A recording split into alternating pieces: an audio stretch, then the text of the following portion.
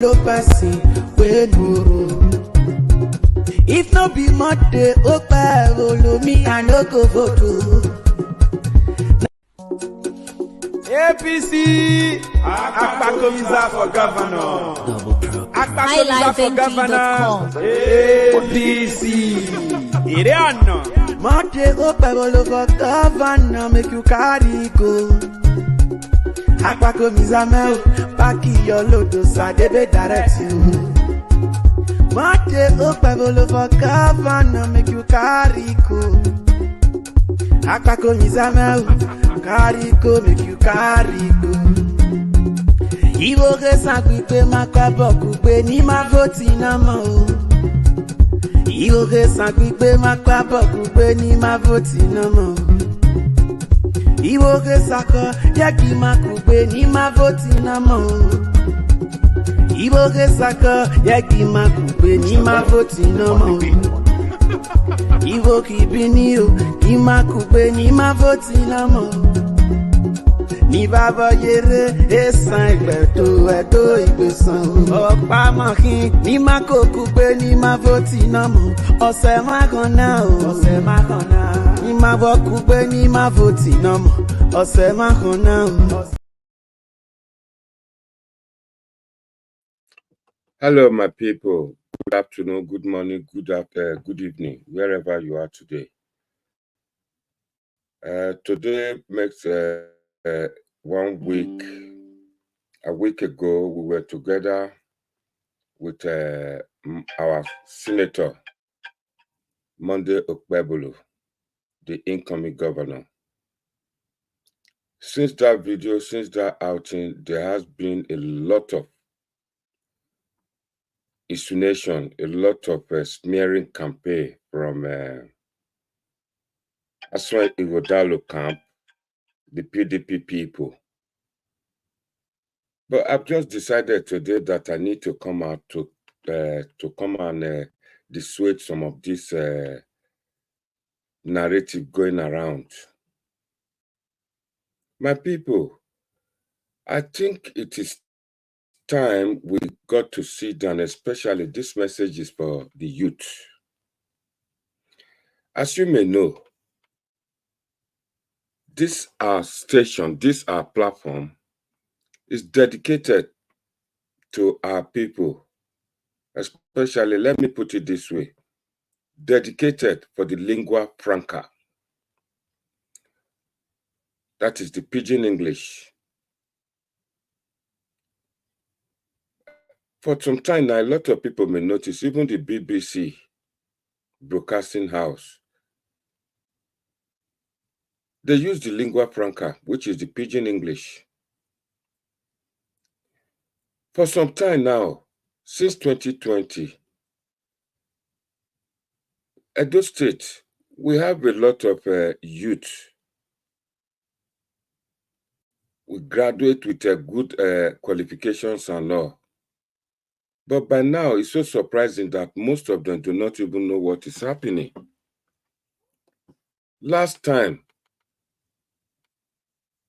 they came on board and started campaigning for Godwin Obaseki because of his maybe accent.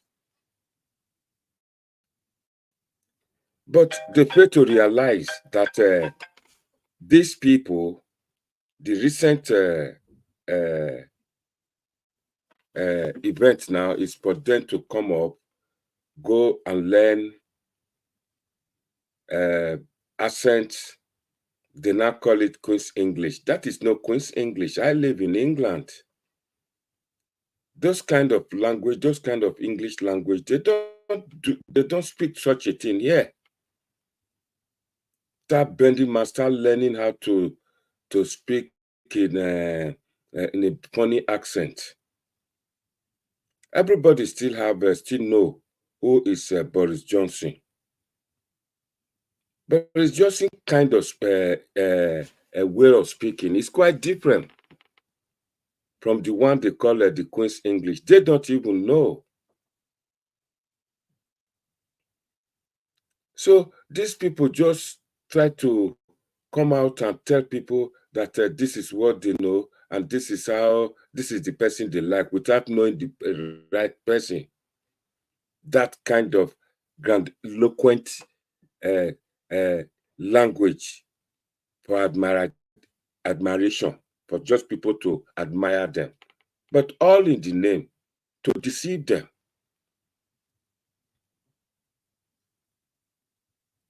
Like I said, this program, and I still remain and I stand by it, this platform is dedicated to our people who do not have that knowledge of English language, or who will not be interested in that kind of English language to deceive them. My people, I welcome you today. The thing when I want to talk today be say, I want to take a look, because of recent now, a lot of people, they come out, they cast aspersion.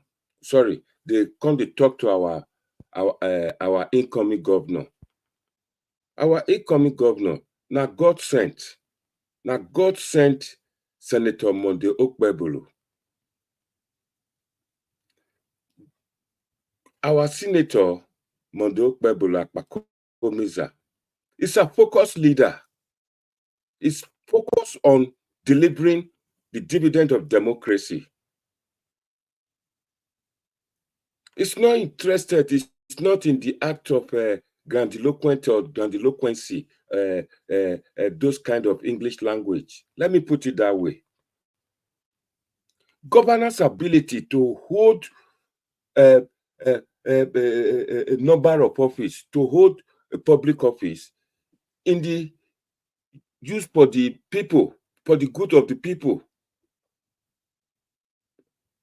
Everybody still know Obasanjo.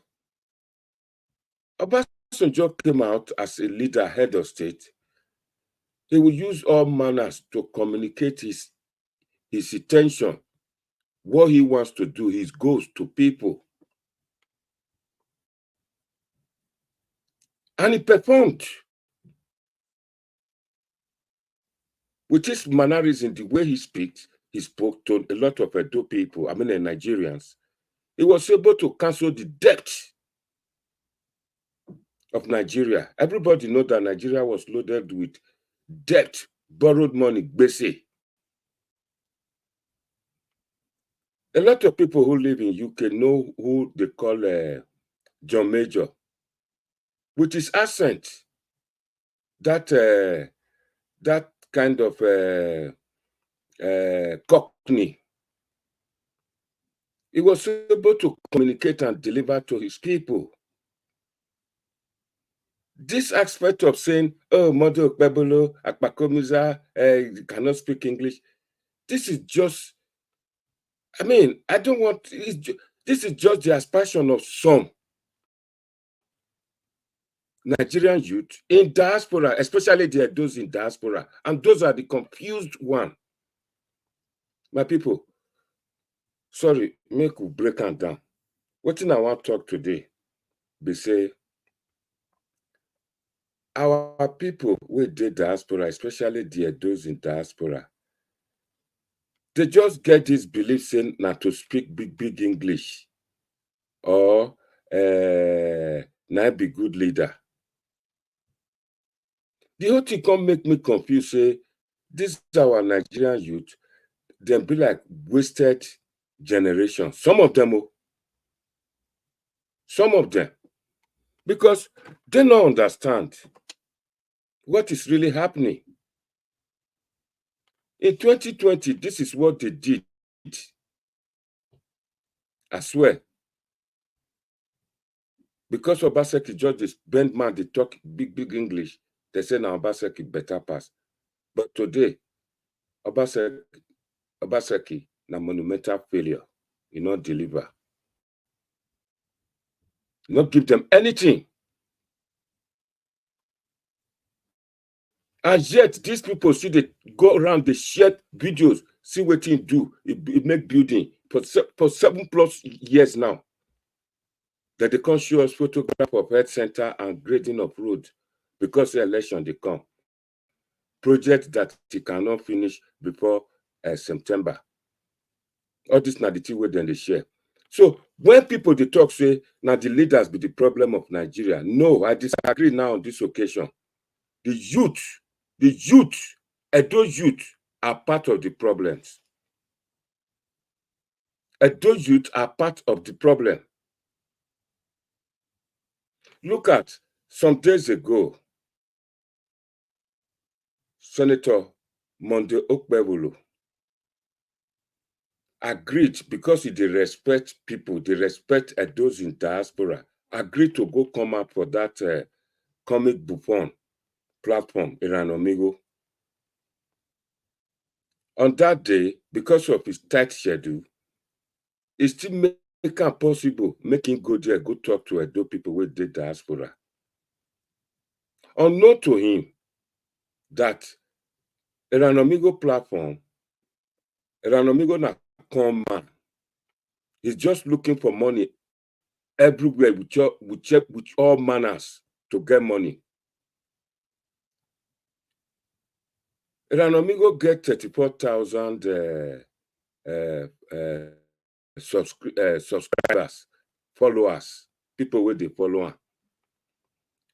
Even when Aswe come, Iranomigo not get up till now with all the time we don't pass, where then do where Aswe Godalo go there.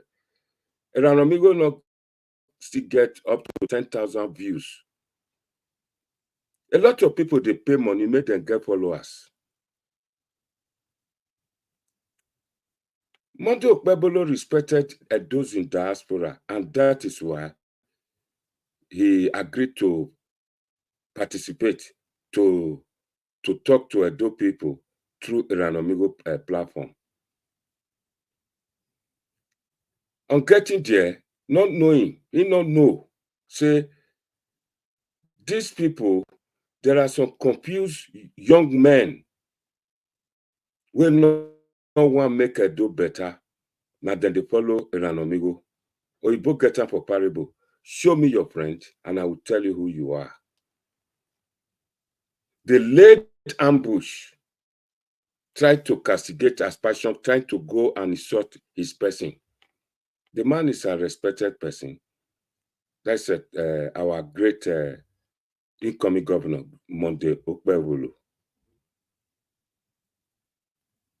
He called up the interview and told them that he's busy, that due to the respect I have for you, the high regards, now I'm making come today, that we should schedule it for the following week. That was yesterday. Yesterday, he was still busy. And truly, me, I know. So, in with Oshomole, they are busy trying to get the Auchi, Benin Auchi road will lead to Lokoja. That road has been bad. So, an appointment with the president to make sure that that road then do one. In spite of that, due to the high regard he gets for those in diaspora, our incoming governor, Senator Monday Okpebholo, sent two highly respected people to represent him, to hold forth for him. And that is the person of Edoro, former speaker, State House Speaker, and his media director, Godswill Inegbe, to go and speak there, to go and represent him. And those people got there and they spoke eloquently. All the things where those two gentlemen talked for the Iranomigo platform yesterday, then beat it one way as when Godalo can talk. My message today be say, our Edo youth, they got themselves confused. They got themselves confused that to the point they now embrace that kind of thing where one of my friends, they call him Fidelis Atoy. He get a platform too. They call him Pepper Soup. Pepper Soup say, as when Godalo and Godinova Seki, they'll come to speak, shui. That one just turn their head. And these are people who they overseas. These are people who they diaspora. the followers of Aswen Ighodalo. Aswen Ighodalo is a failure. He will not win any election. Edo people are wise. They're wise now. They know what is good for them. Edo people want somebody who would deliver in health, in economics, and give them the dividend of democracy. Not somebody who will come and speak big English. They don't hear them before. 7.5 years, Obaseki don't dip the mantle of leadership for Edo State. Nothing to write home about. The truth be told, I know my friend Clarence Bear will not be happy because in one of the followers of Godwin Obaseki, but the truth must be told today. As for Iranomigo, that midget, he and his brother, they are just after Aswen Ighodalo's money. They just want Aswen Ighodalo to bring money for them so that they can be in the position of Abat Obaze. A lot of people do not know. With the nature of work, where Iranomigo tell everybody saying they do for America, I swear by Almighty God, me,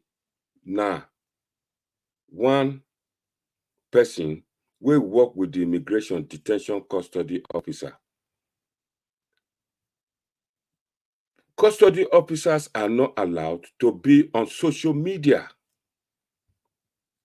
Iranomigo is lying. So it may be a security guard, which is good. You must work to get your money.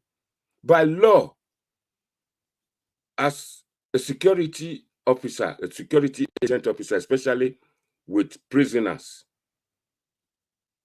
is against the law to be on social media.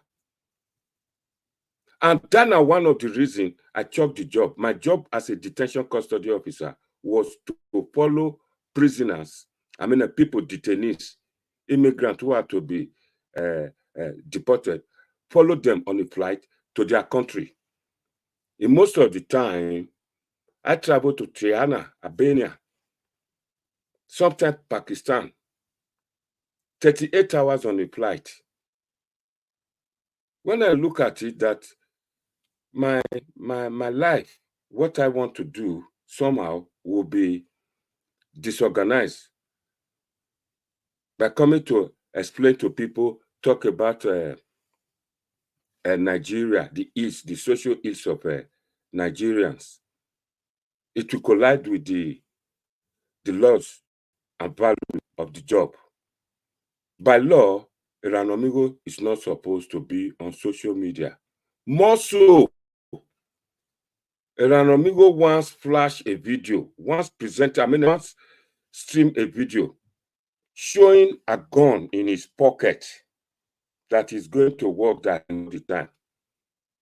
I have the clip of that video. If I want to deal with Iranomigo, I will write a petition, send that clip of video to the American authority. His license will be withdrawn. It's against the ethic of that kind of job. And as Ighodalo, again, one of the reasons why he will not win any election is that he knows that Iranomigo is an enemy in Edo of the Benins, especially the palace. Iranomigo used the Benin palace to mobilize for funds, to con a lot of Edo people to donate. Then the palace got winds of it, and they came up with a press release to denounce Iranomigo. Iranomigo dare not go to Benin City. Iranomigo can dodge in a way to go to his village. He cannot come to Benin City. He has case to answer there. Iranomigo has been doing this kind of duty to destroy Edo people. Our brother is here with us today, Victor. There's another one coming from America. They will join us. You are welcome, Mr. Victor. So, what I was saying is that Okpebholo has that respect for the Edo people, especially in diaspora. Immediately after the primary, he went to America to consult with the Edo people in America. Then he found it necessary, even my own platform, a small platform like this, Monday Okpebholo was here to speak to Edo people. And Amigo think that his platform is the alpha and omega, whereas he cannot get 10,000 views. Mine, I've only got 800 plus subscribers. But I do get up to 4,500 views. That is without sharing. That is to tell you, it's not how big, how many subscribers or followers you have that will give you that views. So the lingua franca of Nigerians is pidgin English. Sometimes on this my platform, I told everybody that when the British colonial masters were leaving Nigeria, they said they needed to communicate with these people, with Nigerians. Hence, they brought university. And English language is not a way or yardstick to measure who is educated or not. As for Igodalo, all of you, you are aware, Pontia Hotel is an expensive hotel. He rented half of that hotel, put all the social media there to start pushing out lies to all of our ear. That's what they've done. My people, Monday Okpebholo, Senator Monday Okpebholo, alias Akpakomiza, it's a God sent. If we now miss this chance, I swear to God, Edo will go into deeper shit. I'm not lying.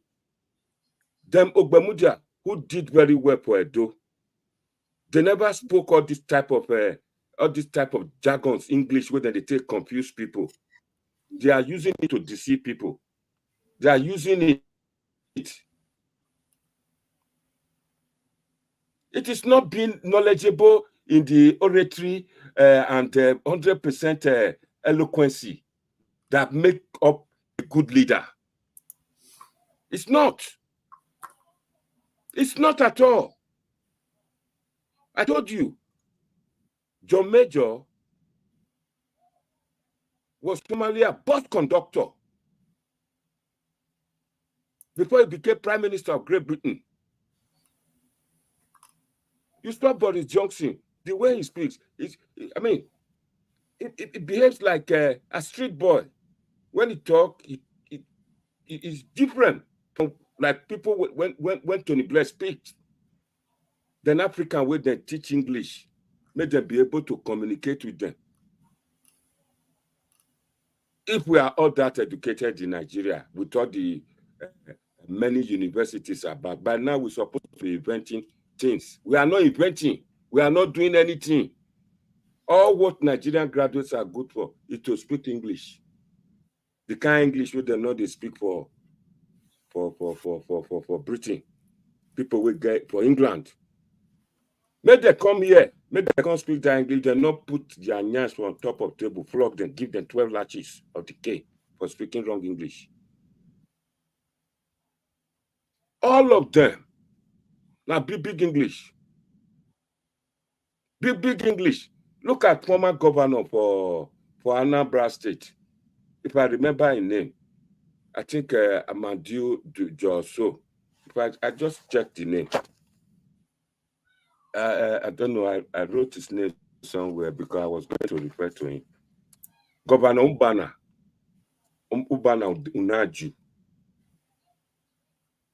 A medical doctor.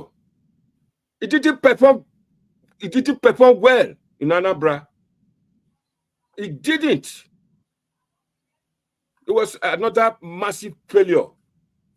He failed woefully. A lot of people were there my age. They know one governor those days for Kano. His name now Back in Zuo. Back in Zuo never spoke good English. Back in Zuo never come back and bend mouth and speak anyhow. But he performed well. He performed well. A lot of Yoruba professors, their accent, rough accent, their English get as it be, but they all proving in their chosen proving field. These people are doing well. Go to Yoruba land today. A lot of the leaders there, they speak to their people in their local language. Edo just turned to another story. Now to the country talk big English. All of them just follow. And funny enough, my research proves say all those people where they go, where they drink beer, where they talk about pepper soup. Now them they follow Aswan Godalo. Aswan Godalo is a failure already because Governor Godwin Obaseki not perform well. How much more he gets something we go tell the people say make them vote for Aswan Godalo. When the time comes, when my great brother, 1 second, you will join me just now. I know you are there. You are already there. I just want to do the introduction. Then we'll come in there. Other people coming too. Another great one doctor is joining us soon. Dr. Was from America. So these people, then go just go about, start talking different things around incoming governor, Senator Okpebbollo. Now, God sent, there's nothing you can do. We're just waiting for September. They are not jittery. They are not saying, oh, you people are relying on federal might. Which federal might? With the presence of beavers, you cannot rig election in Nigeria anymore. Aswan Godalo never won a local government, never be a local government councillor or state house of assembly member, even federal house of rep. He never. So going around to go and be talking, throwing money up and down, bending man to speak in a funny accent will not work. People like our mother, people in my mama age, all those now the ardent food soldiers, they're not going to follow all those ones where they speak. They don't tell us, they say they don't hear this type of English. It not go fly. That's not the thing where they're supposed to know. And an amigo go hide here because he need money. Not be say get any West oratory West where go talk, where go sway vote to the principal where they support go there, just like the case of Clement Agba. Okpebbollo. Go they shout there them in a way throw tantrum to Pastor Sageze Yamu. Now that one be campy. All those unemployed, all those miscreants looking for money, looking for digital things to steal, they start hailing him. Because people like where then they disgrace their own fellow human being. I remember I had a program, I still have it, Ibota. When we come to do Ibota, a lot of people will not watch.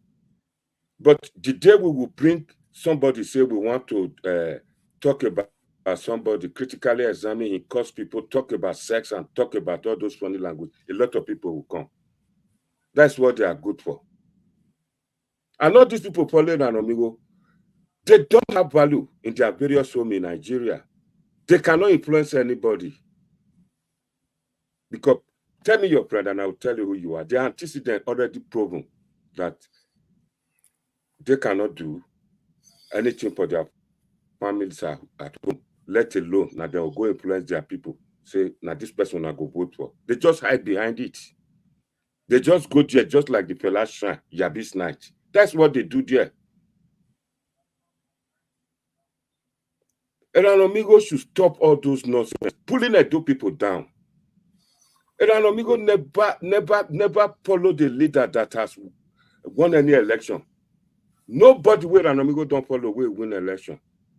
After I don't carry one, I go take a shout. When the person go lose finish, Ranamigo come pretend, go say they sick in the hospital. He did it in 2020. He said Yamu paid a lot of money. He did it again last month. After election, at Clemetagba don't lose finish. Ranamigo said the hospital. He said na Agbona Yima throw juju on her.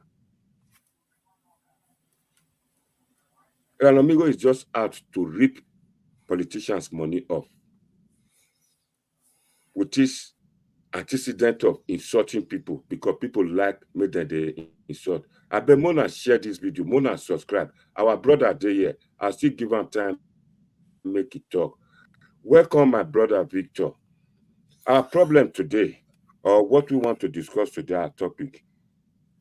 A lot of adult people, especially the young ones, they like this somebody, they tend to draw their admiration to people who maybe have that grandiloquent behavior, people who speak to impress people, to deceive people. But Senator Monte Okpebholo is not into that act. He will come to you, talk straight, and tell you what he wants to deliver. My brother Victor, how do you see this? Yeah, thank you, sir. Domo, I greet you, Baba. Thank you for having me today. And I'm happy to be in your program this evening. So I listened to what you have said. Thank you very much. You are welcome. Yeah, thank you, sir. So I've been listening to what you have said and all of that, So this is my own little contribution regarding the area of speaking and speaking English and all of that. I mean, speaking English is not necessarily a bad thing, first and foremost. It's not wrong for someone to know how to speak English very well. But like you said, that alone does not determine, does not determine capacity,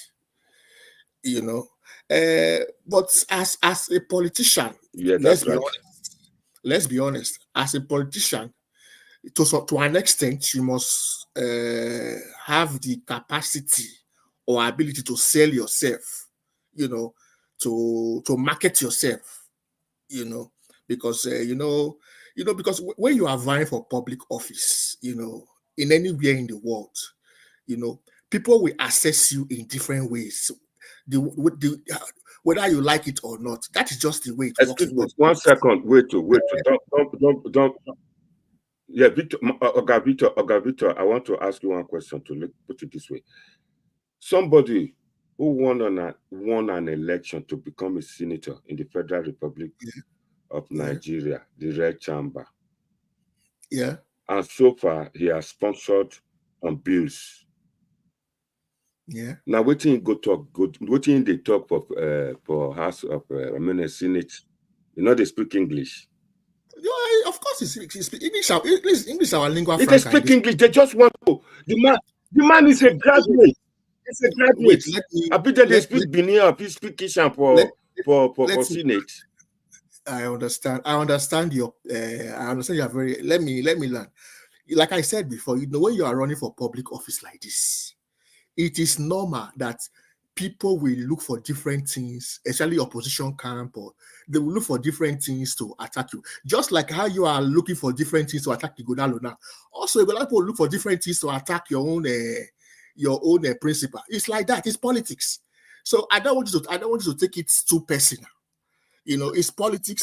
Okay, I'm not looking for anything to attack. Let me learn, sir. Even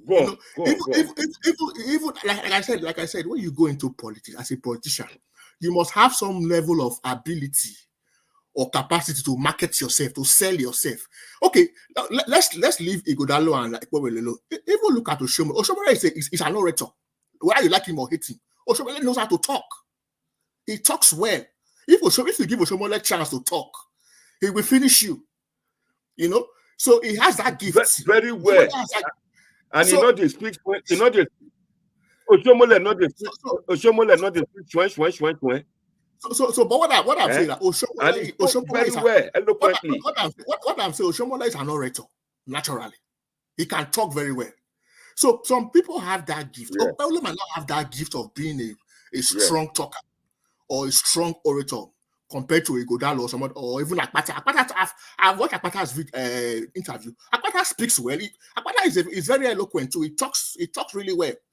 So what most people are, I think the issue here is this.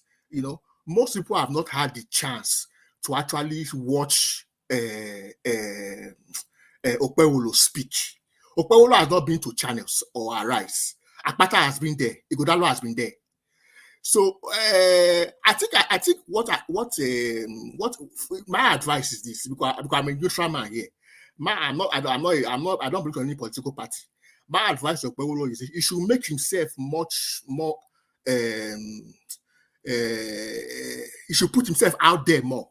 You understand? Because people are of the opinion that the man is evasive. That they feel that he doesn't want to expose his deficiency. But I don't think that is true. You understand? But I just feel that he has not put himself out there enough compared to Akpata and Ighodalo, which I don't know what his media team are. I don't know the plans his media team have for him with regards to engaging the media more. Because this is not Mr. Victor. Yes. Mr. Victor, his media teams are packaging. I have this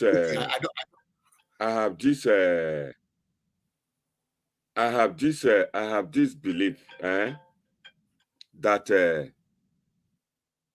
somebody with the wet bed, with the peaceful house, now the person wake up. Put it this way: how can somebody who became a senator,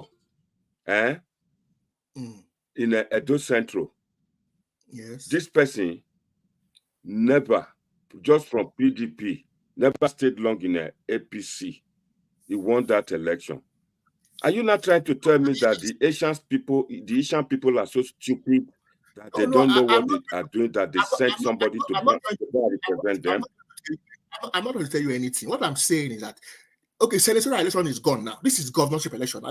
This is a new election now. This is Edo State governorship. Senatorial is just one district of Edo State, Eastern Central. But we're talking of Edo State governorship now. It's a much bigger office. It's a much bigger election, and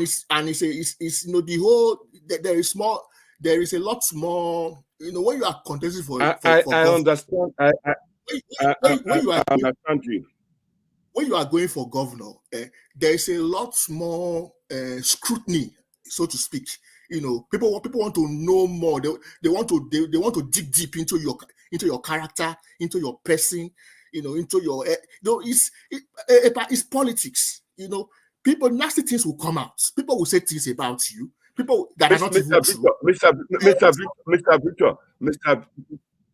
Mr. Victor, I like what you are saying. You know what? Can you switch off your phone, your device, and on it again to come back, because you are inaudible at the moment? It's breaking. Your speech is breaking. Okay, really? You understand? Okay, let me go out. Yeah. Okay, I hear you, Jeff. Quite okay. What I can hear you now loud, but it's supposed to be louder than this. Really?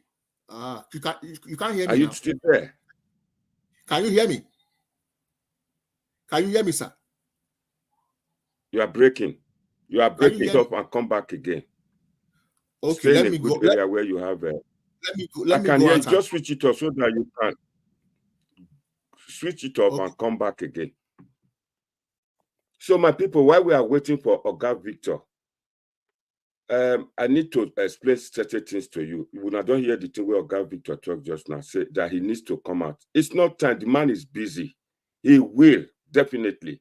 I cannot imagine somebody who is a graduate. He go say, people go talk, say, not speak English. English na language. English not be the yardstick to measure people who sabi speak with their experience. You understand? So it's not good governance, not just until say you go begin they come the talk big English. It's just people need to know what is English language and communication. By so doing now, they are not trying to tell me somebody, an engineer from Germany or Italy or France, will go to Nigeria, cannot become governor. Because these three countries, when I mentioned, so they know they speak good English. Hello, can you hear me now, sir? Hello, sir. Loud and clear. Hello, sir. You can hear me now? I can hear you loud and clear. Okay. I can hear you. I can hear you loud and clear. Sir. Okay, sir. So as I was saying, this issue of who speaks more or who speaks more better English, it's not the only determining factor in an election. Let me tell you something about election. The electorates, they have different demographics of electorates. Some will like the way you speak. Some will like your personality. There are different things that sway voters. Some will like your personality. Some will like your level of education. Some will like your previous work you have done if you have had previous office before. So all voters don't think alike. You understand? It's a demography of there are different demographics within the electorates. So I don't think APC people should the issue of saying he doesn't speak well enough or this should not even be an issue. They should not even worry about that, because it is not only by speaking well. Because, like I said, if they go for it, for example, they have nothing to use to campaign. Okay. For example, if Akpata, Ighodalo, and Okpebholo go for a debate tomorrow, you understand? Some people will watch that debate. You understand? And in watching that debate, some electorates will be swayed by how this candidate is speaking. Some will not. You understand? It's a matter, it's a matter of, as a politician, you use what you have. I heard you, Magavuka. I heard you. I hear what you talk. You use what you have to do. But Tinubu never went for any debate. They pressurized. Yes. They did the same thing to Tinubu. They brought Obi, but me sitting here, what Obi, Peter Obi, and Tinubu, I found out that Tinubu speak good English, more good English than Peter Obi. Peter Obi, they speak English like what I'm saying. Sunday school teacher. Tinubu, wait, let me land. Tinubu did not go the English language and philosophy where coming from you. Wait. Tinubu did not go for debates. Tinubu refused to go for debates, and it worked for him. And that does not mean it will work in a Edo election. That does not mean because Tinubu won it. It doesn't mean it will work here. Let's not see. What I'm saying is this. You understand? Let's not lay too much emphasis on who speaks English fast. That is not really the issue here now. Anybody can. Don't forget, both Akpata and Ighodalo, they are lawyers, they are barristers. So it's expected that they will speak well because they are lawyers. Akpata is not a lawyer, but in his own way, he has his own qualities. Now English, I don't people want it. What I'm saying is that we should not be surprised that Akpata and Ighodalo they speak well. You never see Obaseki will go speak class. We go read the classic English. What has he done? Is he not a monumental failure? No, Obaseki is not running. Let us let us try to focus more on this. Our new candidates are coming in now. The problem with the Obaseki is that his tenure is finished. Whether you want to, we cannot go back again. Whether we say it's a failure or a success, some people will say it's a failure, some people will say it's a success. Okay, he's gone now. He's gone. The next, let's choose well for the next. Let's make the right choice now for the next person coming in. You understand? That is my own now. I'm not too worried about Obaseki anymore because what do I want to say anymore? The tenure is already over. So whether I curse him from now to tomorrow, or I say it didn't work, or it worked, he's not running again. So I don't know. I'm not going to waste my time too much to talk about Obaseki. I'm talking about the candidates we have now. The candidates we have now. Let us try and pick the best. Let's try and pick the best out of them. So, but for me, I don't think it's all about who speaks well or who doesn't speak well. Yeah, they can use it against Akpakomiza. It is politics. They can use it against him. It is politics. He can also use whatever he has against them. It is politics. They can. Okay. When Tinubu was contesting, what did they not say about him? He's a drug dealer. It's politics. They will say things. It's normal. So I don't know why we are all so worried about. They say he cannot speak well. So I don't think that should be a worry for you APC people. Try and sell your principle. Try and market your principle. Try and make it, because what you see, one reason why most people are even saying this, I think, that's my opinion. Most people have not seen enough of Akpakomiza in the media. Victor, I've heard you. You understand? Because I have not. Victor, I've heard you. 1 second. You are repeating words now. Since on the 17th of February, then plus 1 week, they had the primary. Yeah. Then today is the 29th of March. So barely 4 weeks ago, primaries was done in APC and Akpakomiza emerged. So they have to wait. They have to wait. Is it live video? Yeah, go ahead. Somebody want to talk. Go ahead. You are welcome. Something about the credibility of our candidate, Okpebholo. In politics, there are so many things we consider before you say you are voting for a candidate. One of Okpebholo case, for example, if Okpebholo do election with with Arotenta in Edo Central, Okpebholo will win because he was able to meet the needs for the people, the basic needs like water, transportation for the people. So I know communication is required. If he's private senator, so communication-wise, if it's not that good, it will not be there. So I think Okpebholo stand a chance to win the governorship election. That's my take on it. You are right.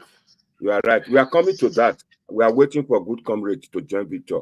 We are coming to that. You see, okay, Victor, join me to welcome our Louis. Today, we will go from this English problem to what Okpebholo will do for Edo people. What people don't understand here, I said it just now that a Yoruba man knowledgeable in oratory and 100% eloquency that makes him a good leader. But most of these Yoruba people of Yoruba extraction professors, they are okay. They won't come in and start speaking English to deceive their people.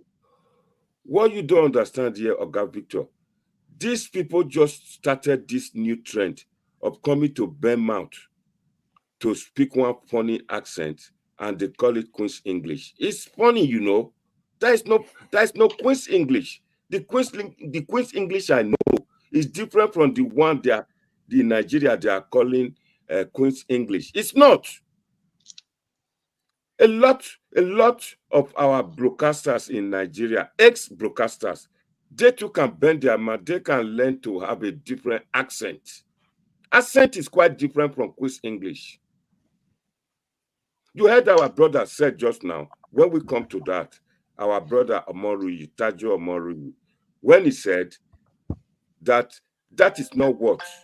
And I told you, Obasanjo, he will come with his mannerism like a buffon, talk to Nigerians, and he was able to write off Nigeria debt. Yeah, He did a lot. He was able to bring peace to Nigeria. I heard you, but I don't think Okpebholo, any of the... when the time comes. Yeah, why are the people now using English? Because they have nothing to talk about the great you understand? Good comrade is here. Please join me to welcome me. If I understand you, let me say something. I don't, from what I have seen so far, I don't think any of the candidates. Before you start, let me tell. Let me tell. 1 second. Let me block Concern Nigerian TV. You should you said you are out of here. Just go and go to Blazes. We don't care. Just go and go to Blazes. Don't come back. You are a nuisance. We are saying the truth here. Yeah. So okay. Good comrade will be joining us. He's standing by. Go ahead, Victor. Before let me say something. I heard what you said. I heard what you said, but what I want to understand, because from what I have seen so far from all the time, because I've watched most of them speak. I've seen Akpata on channels and Arise. I think I've also seen Nigodalo on channels, and I don't think any of them speak with an accent. They don't speak with any accent. I don't think. They speak English quite all right, but I don't think they try to use any accent or any British or American accent. I have not seen that myself. Maybe you might have seen it in a different interview, but I haven't seen. My brother, you were here with me. Victor, I understand. Victor, you were here last week, and Okpebholo was on Senator Okpebholo was on this broadcast last week. Yes or no? On Friday, a week today. Yes, on the telephone. Yeah. You spoke with him. Hello? Yeah, I watched it when he came to speak on your platform. Yes. Did you hear him clearly? Did you understand what he said? He spoke. I remember the interview. He spoke to you in English.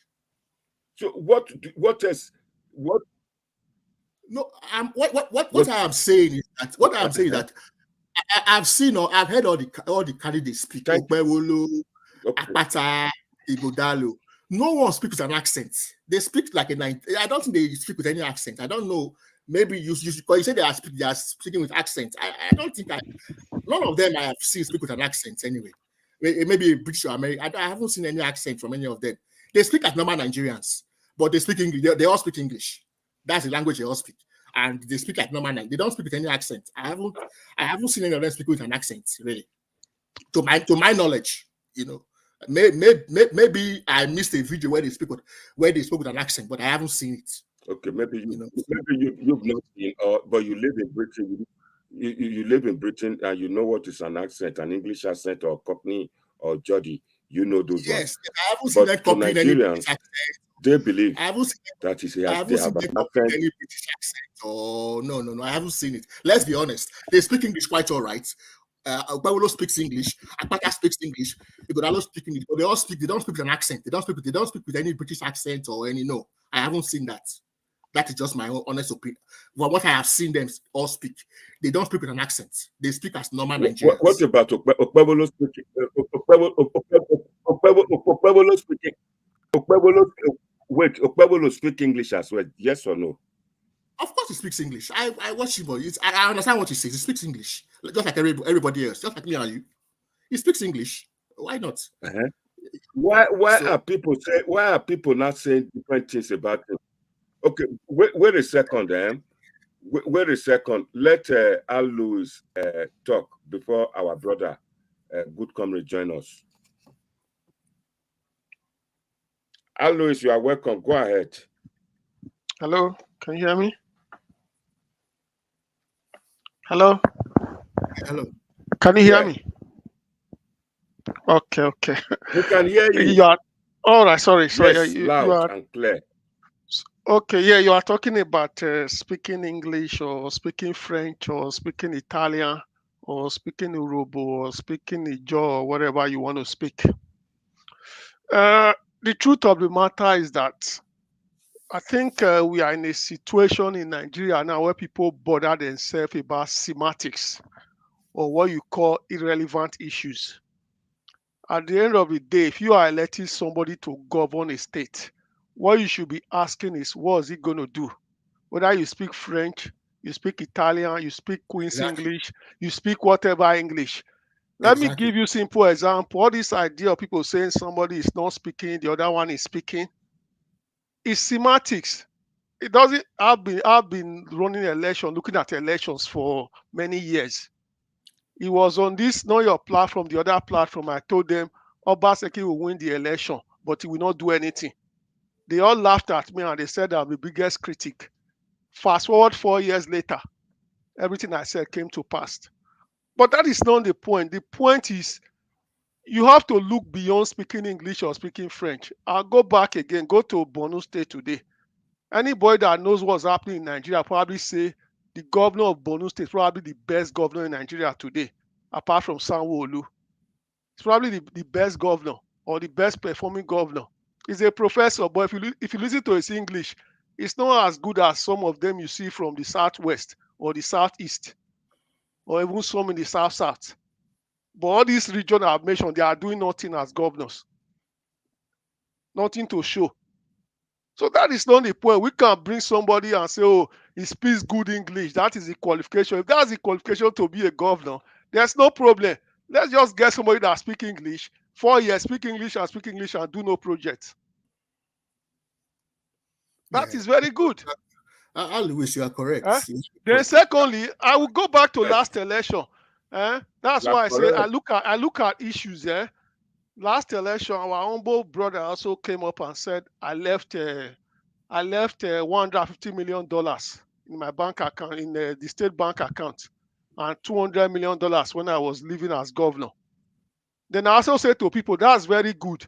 Me, I will become the governor of Abia State or the governor of Kogi State. I will do nothing for 4 years. I'll leave $300 million. Then I'll go, I'll still be shouting, people will be clapping for me. When I know that there is women dying every day, giving birth, then I choose to leave money in bank account. When I could have built a hospital to take care of people, women give birth, maternity health. Nigeria has the highest maternity death, but I'm happy to leave $200 million. Then I'll leave after 4 years. I'll be singing. Then these same Nigerians who believe in semantics will be clapping for me. One second, Alois. Yeah. 1 second, Alois, 1 second. Good comrade, please switch on your microphone and camera. Then I can add you here, please. Go ahead, Alois. So if people want to live on semantics, they can get semantics, or they can get what you call bullet points, and they'll be shouting, this one can speak English, that one can speak English. Now, let's go back to the real issue. I think you guys are trying to compare how Okpebholo speak and how Okpebholo and our brother Akpata also speak. The reality is, when it comes to politics, we are just talking about what doesn't exist now. Because in the first place, the campaign has not started. There's a timetable by INEC. It hasn't started. So if somebody comes to any platform and say, oh, I'm not voting for this one because he's not talking to me now, the person is just shooting the bullet before even buy the gun. Because the campaign has not started. What people are doing now is testing the feed.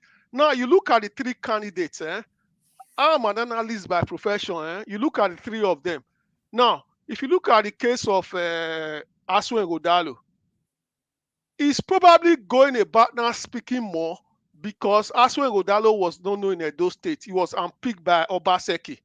The primaries, he unpicked and raised it for him.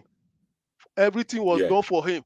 So if the campaign has started, what he's trying to do now is to say, Obaseki say, okay, you go around, be talking so that people will know that because I've imposed you on PDP. I own PDP, the main PDP, the other side of PDP is angry.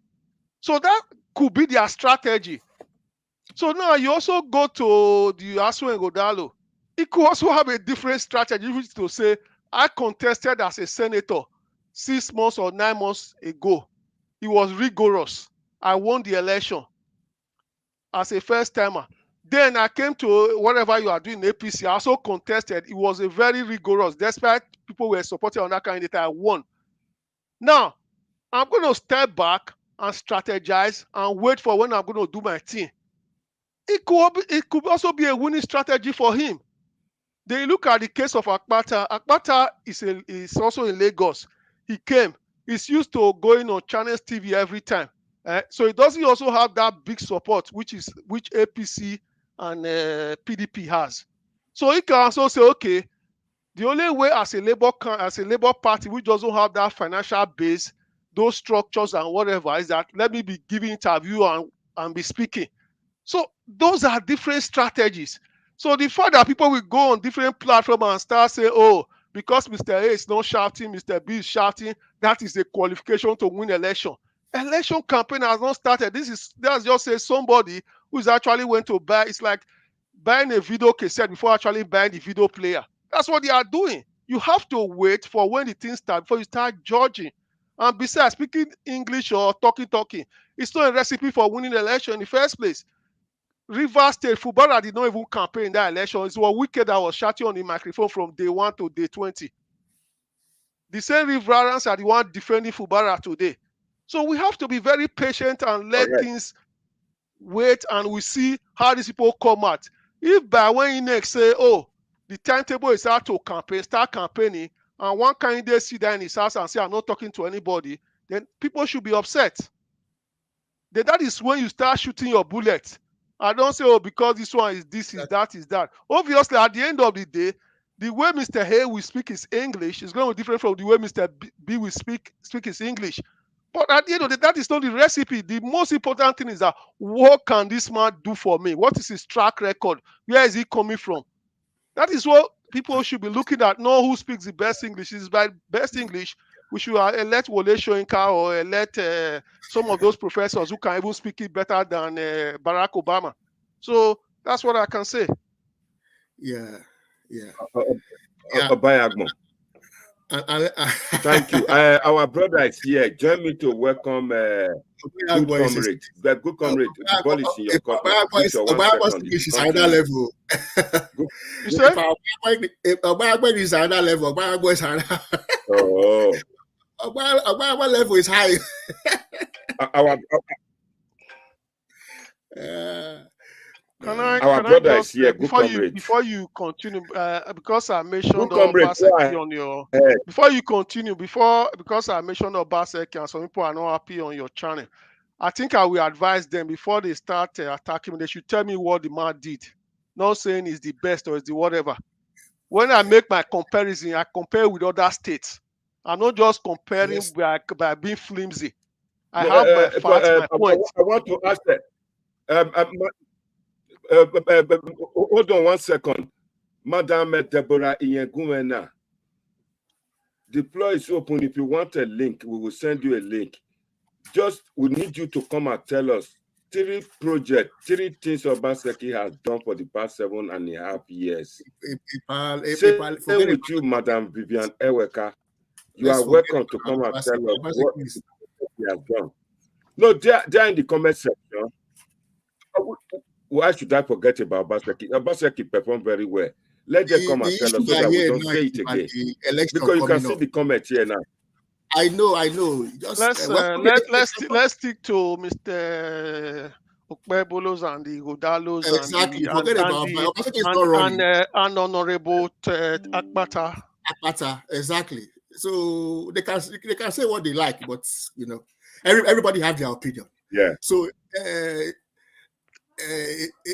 like I said, like Al Lewis said, Al Lewis is very correct. It's not about like I told you earlier, different the electorate. There are different demographics of voters.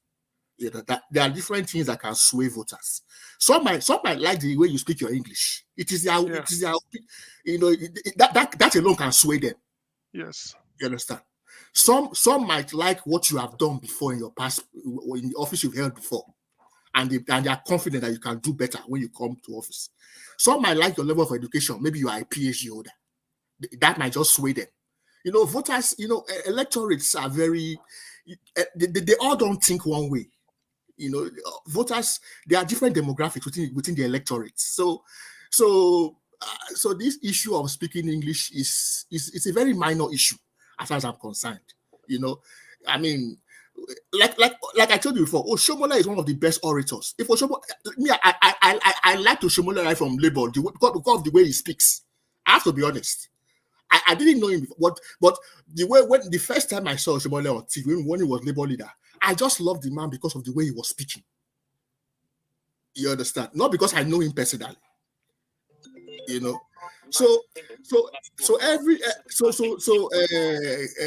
voters can be influenced in different ways. You understand? So I would just advise that you should play down that issue of who speaks English pass or who is. Oga Victor, we have a call. Okay. Go ahead, Bright Obaze. Okay. Thank you. Good evening, everybody. Yeah. My takes on this issue of our candidate, I think we should not emphasize on English, because when we emphasize on English, I think we will fail woefully. Because anybody who speaks enough English speak more than the English people. It means that he's coming to rob you. He will never say the truth because he knew that the people that is going to govern, most of them don't understand English. So he will emphasize on that English. What you're supposed to be looking at is by the person who is going to make our state to be a great state. Yes. That is what we're supposed to be looking at.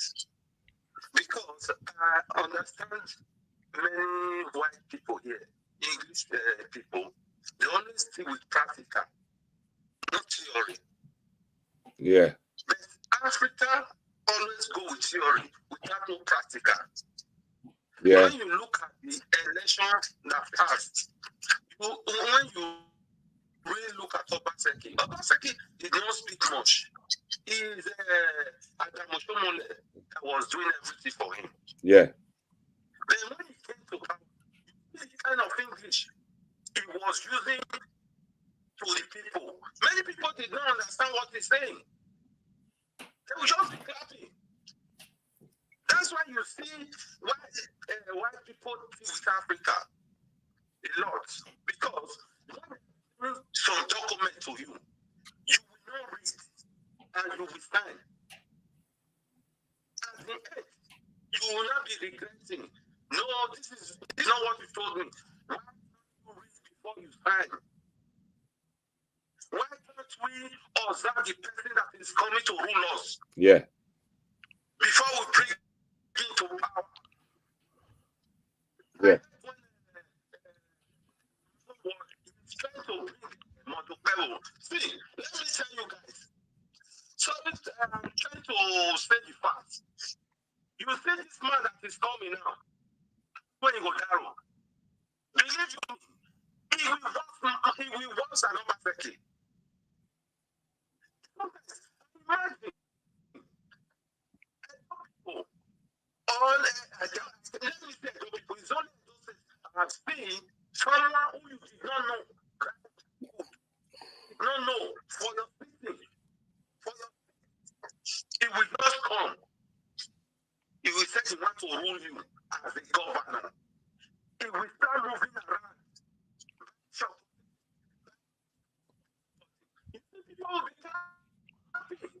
I think his line is faint. Not hearing him.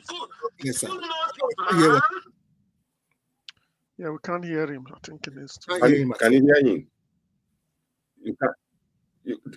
They can't hear you, Bright Obaze, but I can hear him very well. But what can you? I can hear him very well. He's back again. I'll go ahead. Okay. Are you hearing him now? Panelist. No. No. Can you hear him? No.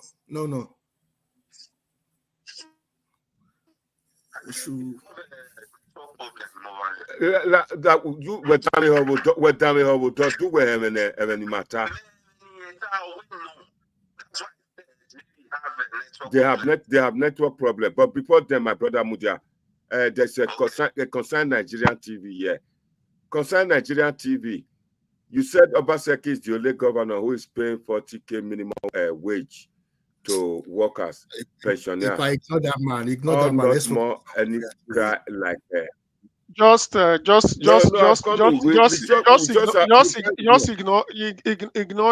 that man. The point is, he's raising a point of Obaseki paying a minimum wage. Hold on. Let me help you answer that question because probably me saying that too. He's talking about Obaseki paying minimum wage. He's talking about. He's talking about Obaseki paying pensioner 40K whatever. To me, that is part of the semantics I just said just now. Because at the end of the day, what he needs to tell me that he should tell me of the 36 states in Nigeria, which one is not paying pension. If anyone is not paying pension, then I'll take his argument. So it doesn't make any difference to what I'm saying. So I listen on this. I listened to one of you guys' program the other day.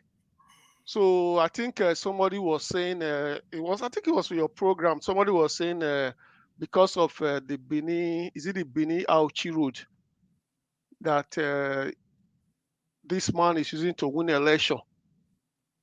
Is it Mr. Okpebbollo? You people say he was talking with Tinubu, but I was just laughing. I said this is the kind of things people don't understand. So I went back. The guy said because of Benin, whatever, they use it to win election. Then I went back and check all these things out. These people, they just focus on semantics. Okay, let's assume the man is trying to tie Benin Auchiro to win election. So at the same time, okay, that's very good. And let's just assume that is what he wants to use to win the election. The reason I'm saying this and that when I say you should go and check it for that states are paying pension. The same Minister of Works awarded the contract for the Lagos-Calabar superhighway for 1.something trillion naira, which if that road is complete, if that road is done, it will bring a lot of business to the south. Now, is there election in Calabar or in Lagos? The same minister awarded another road that from I think Zamfara to Kano or so. Is there election there? So people say very funny things. You've had administration of Obasanjo, you've had Buhari, even Jonathan, the Benin whatever road was not done. Then somebody awarded, now you are complaining because election is coming. Somebody awarded the Benin Saple, whatever, you are complaining. So maybe they should just cancel the project, cancel it, and give the project to Yobe Damaturu Road, so that the Benin people will be happier. Let's focus on Akpata, Okpebholo, and all these people. Thank you very much. One minute. Okay, Victor, 1 second. Concern Nigeria. You've heard what Aloui said. He said Obaseki, because a lot of Obaseki PDP people, they've hijacked this program. They're on the comment section, trying to engage us, which is good. You can see Idahosa Omorogbe said it's one-sided. We are not saying one-sided here. Obaseki has done a lot of things for Edo people. But all over social media, he has sponsored a lot of people questioning them for Monday Okpebholo to become a governor of Edo State. I saw one in Daniyayi that Okpebholo should come and say to Nigerians what business he has done to make billions. My brother, concern Nigeria, Vivian, if you are still there, Idahosa Omorogbe. One thing you need to know, Okpebholo, Senator Okpebholo, it's a recognized businessman who made billions due to his dent of hard working. Billions equal to Aswe Godalo.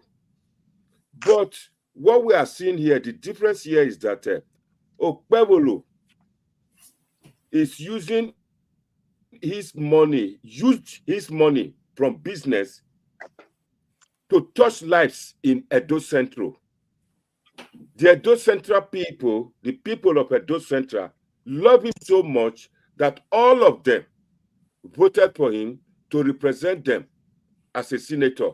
For you to become a senator in Edo South, where I come from, you need to win the vote, hearts and minds of 7 local governments. But as for the Edo Central, I think it's 5 local governments.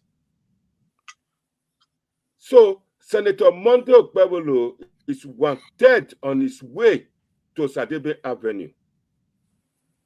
Aswe Godalo has nothing to show to win that election. They want to use the same system. The reason why we touch on Obaseki is that the same system Obaseki used, and the way people were just trying to make noise, they were making noise on the Ranomigo platform that SMO, Senator Monday Okpebholo, is not coming out, it's not speaking English like this, it's not speaking English like that, like Obaseki. And Aswen is doing that, and they all welcome me. What has Aswen Igodalo done to merit to become a governor of Edo State? This is somebody, even when he speaks the English, his accent is more or less like a Yoruba one. Even the pidgin English, the lingua franca, is more or less a Yoruba accent. Is that the person you want to bring to come and be the governor of Edo? When Edo State has over 5 universities, we have a lot, if not people where they speak the big English, or we get professor, we get education. Now want. This is not where the problem is. We've tried one before. We've tried Obaseki. And the people are complaining. Someone asked me there just now that, have you visited Nigeria? I visit Nigeria all the time. And I don't need to go to Nigeria to know what is happening in Nigeria if there is any development, because I'm a development analyst and a development expert. Obaseki, to me, has no fair way. There's no point. Development is not what you just go and buy cement, buy sand, and buy paint, and paint the building and call it hospital. Let me help your friend. Go ahead before Brighton Bazer comes in. Let me help your friend. He said I should. He said mention two is the APC governor who are doing better than Obaseki. Doing better than Obaseki. You don't need to travel too far. Just less than 2.5 hours drive. You cannot compare Sanwo-Olu and Obaseki. And you cannot compare David Umuahi when he was governor last year with Obaseki. So even Governor Zulum now that is even there, you cannot compare. So I don't know what he's talking about. So these are people who are doing monumental projects. Let me come in. Sorry, Alois, are you finished? Yeah. Yeah, let me come in. Yeah. You see, that's why I didn't want us to stray away too much from this Obaseki. I know they will bring it up here. But I want to say something regarding Obaseki. Nobody here hates Obaseki. We are just stating what should be done. The people that are talking down on the comments, they are making it seem as if that they hate Obaseki as a person. No, nobody hates him. You understand? What we are saying, what people are trying to say is that he has not done enough, because if I cannot say he has not done anything, because there is no government that does not do anything. That's very correct. It's not possible. There is no government that does not do anything. But Abacha did something. Yeah, Abacha did. People are saying he has not done enough. You understand? He has not met. Look at my criteria of looking at it here. I compare you to your peers. I compare you to the resources we have as a state. You understand? So somebody said to me one day, this Edo State matter, why I always take it a lot of time serious. I think when this Edo State matter started, Why a lot of the Benis or those people were shouting like, Godfather, no Godfather, no Godfather, Godfather is bad. Eh? To me, also, it's also bad. I say to people, once you get rid of one Godfather, the person that got rid of that Godfather, he will become the next Godfather. Eh? Then I also say to somebody, I say to him one day, there is no place in this world where there's no Godfather. Even in America, there's Godfather. And if you want me to explain that, I can explain that to you. There's Even in Godfather. the UK, there's Godfather. Let me take it to Biden. Let me just make that easy for you. When Joe Biden was contesting to be the US president, Joe Biden in the Democratic primary, he was coming out as number 4. Bernie Sanders was 1. The guy that this LGBT man that is now Minister of Transport was number 2. Then there's this other person that was number, I can't remember. Biden was coming as 4. Biden would have never got the ticket. Do you know how Biden got the ticket? No. When the Congress got to the state of South Carolina, there's this man that is called John Lewis. John Lewis was one of the few people that is remaining that was in the same movement as Martin Luther King. He was in the U.S. House of Rep. So when the voting got to South Carolina, John Lewis came on stage and said, we must vote for Joe Biden. It is the man that can win this election. From South Carolina, Joe Biden won. From there, started winning every other state. So what are you saying? There's no Godfather. Now come back to Nigeria that they are shouting Godfather, Godfather. I say to people one day, you people are complaining about Godfather. If I have a Godfather like you have in Sanwo Oluna that they are shouting, no God, he has a Godfather in Tinubu. If Tinubu is his Godfather, we are seeing railway in Lagos. We are seeing the biggest children's hospital. We are seeing airport being built. Then give me a Godfather. Let me be seeing the project in my state. I don't care. I want to see those legacy projects. That's what I'm talking about. So when people are telling me that Obaseki this is talking about pension, what is pension? Give me legacy projects. Dr. Okpebholo, you can wake up today and still say University of Benin. You can mention so many things. And Bruce Ali, you can wake up today and still mention many things. Those are legacy projects. I think the issue of Godfather, there is Godfather. See, the whole world know that there is Godfather. Even Wiki came out openly and boasted and said that he bought funds for all people that contested that PDP. Victor, let me chip in this. People in the comment section, my people viewing us at home, when I just hear what Alois talk, he said, legacy project, things like University of Benin, Ekpoma State, Abrusali University, Bendela, all those are legacy projects. Obaseki do not have it, do not have any. So, not be to say, if you pay pension, you contribute for pension, pay me my money, which I contributed. It's not money from the government. It's what you paid. This is where the problem is. This is how I started this program, this streaming today. That most of our young people, they want to participate in politics, but they have little or no idea about what politics or good governance is. Remember, the topic there is a leader focused on delivering results, and that is what FMO is. Mr. Israel Asemota, you are a very good brother. If you know you are coming to be critically examining, asking for how he got his money, the topic is not how you got your money today. The topic is Israel Asemota. The topic today is we are talking about Grandiloquent. That is, a lot of our newly politicians, they now engage in grandiloquency to deceive the vulnerable people of Edo State. It's not about how did you get your money. And in the course of discussing it now, people are not saying, some people here on the channel are not talking about Obaseki did this, Obaseki did that. So the PDP people are here, and we are waiting for our brother, good comrade, to come and balance it, because people have been accusing me of one-sided.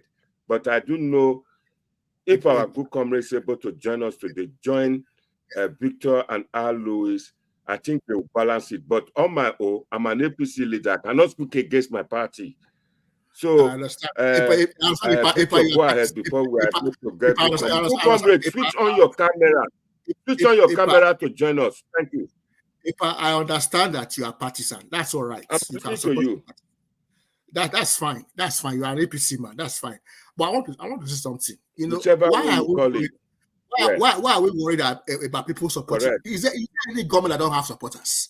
People must support. See, like I said before, even the Shomole government, as he worked, he had his own critics. Yes. So everybody cannot be on one side. So if people are supporting Obaseki, okay, fine. He must have supporters. Is there any government that doesn't have supporters? They must have. Everybody cannot be on one side of the fence. That's politics for you. You know, so what I would say, let's just move on. Let's focus more on the issue of the topic of Akpakomiza, Akpata, and Igodalo. I think that's the core of the topic we are discussing here. Because this Obaseki issue is distracting us. So I don't. Thank you. Thank you. Last week. Thank you very much, Victor. Last week, Akpakomiza came here.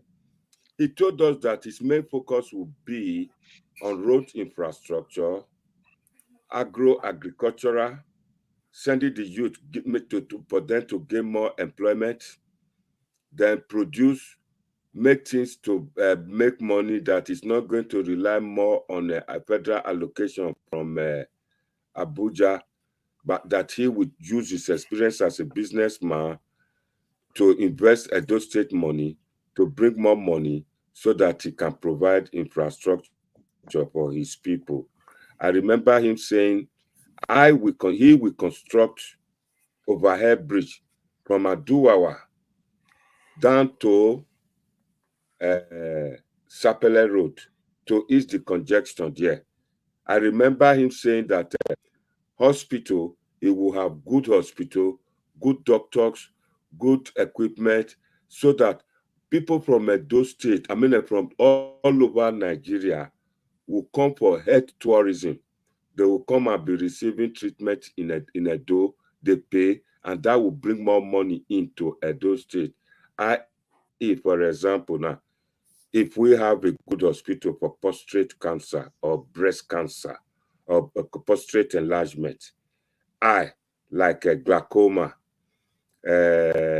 cataract, we have good foreign doctor come and train our doctors, and we have the best equipment.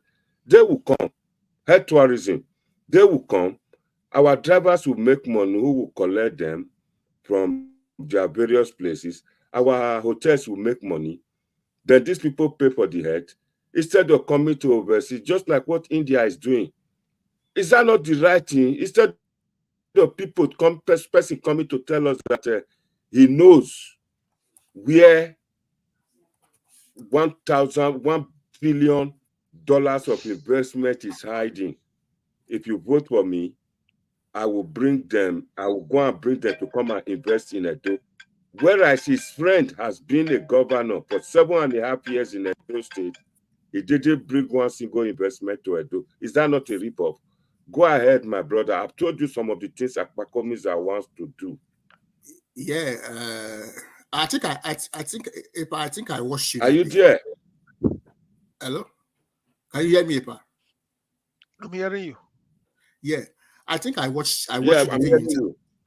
I think I watched the day you interviewed him, and he said all those things. I'm not disputing that. That's fine. But you know, Epa, you are talking from an APC perspective. I'm a neutral. I don't belong to any political party. So I'm going to interrogate those things he has said, from a neutral perspective. Yeah. It's all well, politicians do this all the time. It's all well and good saying I'm going to build overhead bridges, I'm going to build skyscrapers, I'm going to build castle in the air. That's fine. It's campaign. It's a politician. He will say when you expect him to say something different. So he never said he would build castle in the air. What dollar you say? What I'm saying, I heard Akpakomiza all what he said. It's good. He said all those good things. There are good things he wants. He has good plans. I get it. My problem with Nigerian politicians is that they all have good plans. where I have a problem is the actual implementation of those plans that you sell to people. And I think now in our democracy, we have passed the stage of just empty promises. As electorates, we need to start interrogating those promises to ask the how. How are you going to fund these things? It's not enough to just say, I will do this, I will do this, I will do this. We've heard all these things before. So my concern as an electorate. Okay. Can I give you answer? Can I give you answer? He will come back again. But you are not running. You are not running. You are not running. He is the only one that can answer these questions of how he's going to fund it. He has told me before, but he will come. But I don't know if you know where I'm coming from. Maybe my brother. I cannot answer it. While you are talking, let me try. While you are talking, let me try and get Akpakomiza to come and answer those questions. You understand? Okay, why you are calling my brother? That he will be on almost every 2 weeks. Okay, call him. No problem. All right. So, because you don't want to take what you told me will be different, but I know that. I think I'm. If it's online, I will get him. He will come. All right. Okay. Call him before my brother Louis has chip his own opinion.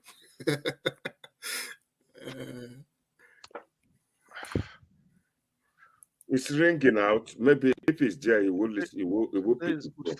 Good Friday. They're probably traveling back home from Abuja, so they will probably not pick anyway.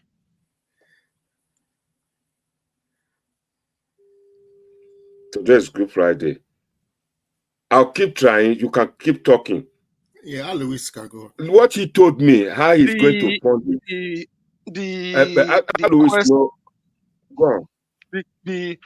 The question of say how to fund projects. The truth of the matter is that I always say things fairly. The truth of the matter is, it's not an issue with APC, PDP, or Labour Party. It's an issue across all the parties in Nigeria. It's an issue across all of them. None of them tells you how they're going to fund any project. Because the problem with Nigeria today is that the political class are not honest with the people. That is the simple truth. The political class are not honest.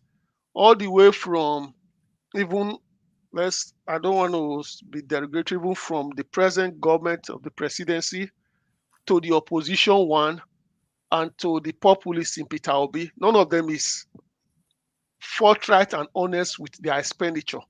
When you listen to every one of them, they are going to tell you, this is the problem with Nigeria. This is how I'm going to fix it. But nobody is going to tell you. So the issue is that we can decide to beat Okpebholo, say he didn't tell us. At the same time, you're still going to get the same issue with Ighodalo. Still going to get the same thing with Akpata. None of them goes in that direction. The reason they don't go into it is that they know that the electorate are very less educated. Majority of them, they are less educated. All they want to hear is, I'm going to tar that road. I'm going to build that bridge. I'm going to build an airport. I'm going to build whatever. Then the people will clap. Because that is what you have. And majority of the time, a lot of them, what they end up doing is that they do projects, which is a liability to the state. Nigeria is a country. I'll give you a simple example of one of the projects a lot of them do. Thank you. Somebody on the phone? Yeah, he's gone to answer a call. So I'll give you an example of one project which a lot of them do. So we live in the United Kingdom. Probably the airport that is viable in the UK, it's not even up to 10. London, about 3 airports, Manchester, Birmingham, and 2 or 3, Edinburgh, Glasgow, and whatever.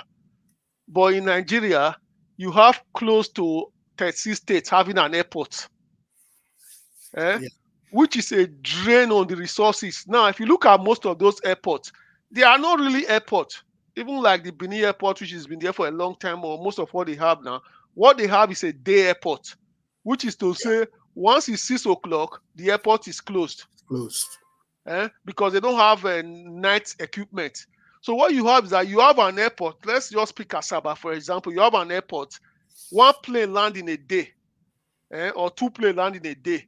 Now, if 2 planes land in a day, how does the airport make money? Airport makes money based on how many planes that land. And that's also based on the passengers that are coming. Yeah. So that's how they collect their money.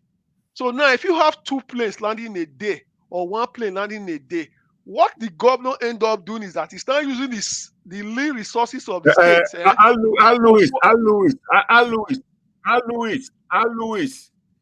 Louis. Yes, Wait, yes. I will I call hear you. our honorable online as incoming governor. Incoming governor, the people are asking, how will you get the fund to fund the lovely project you have for us? Please tell us.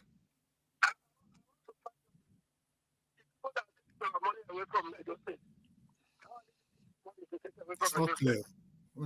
He didn't put the phone to the speaker. I think he needs his It's external not speaker. clear. A particular external speaker.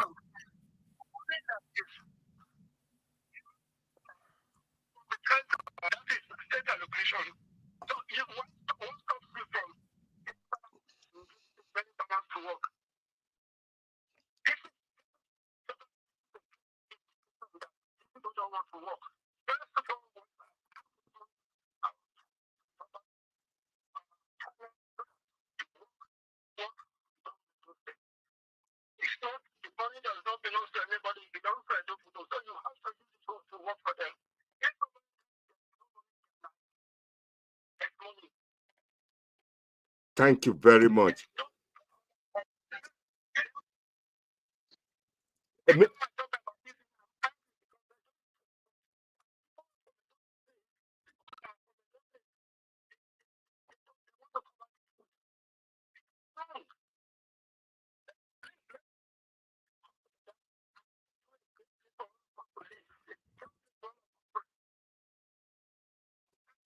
Thank you very much. Thank you. Thank you.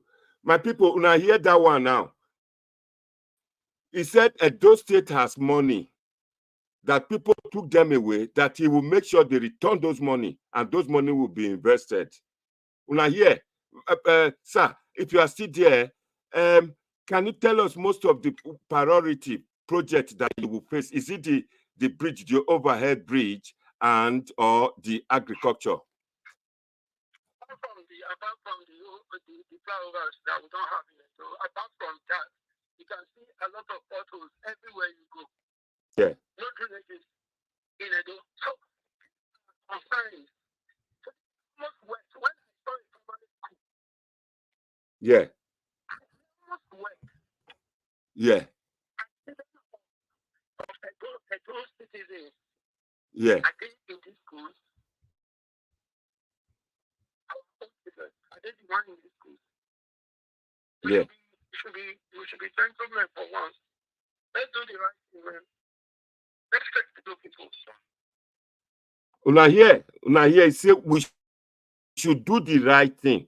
Thank you very much. I don't want to take much of your time. If there is need, if there is more question, we'll come back to you, sir, if you don't mind. Thank you. Alois, did you hear that? No, the viewers are hearing.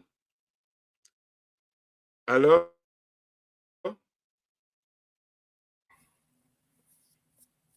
Good comrade, I think the floor is yours now. Please address us.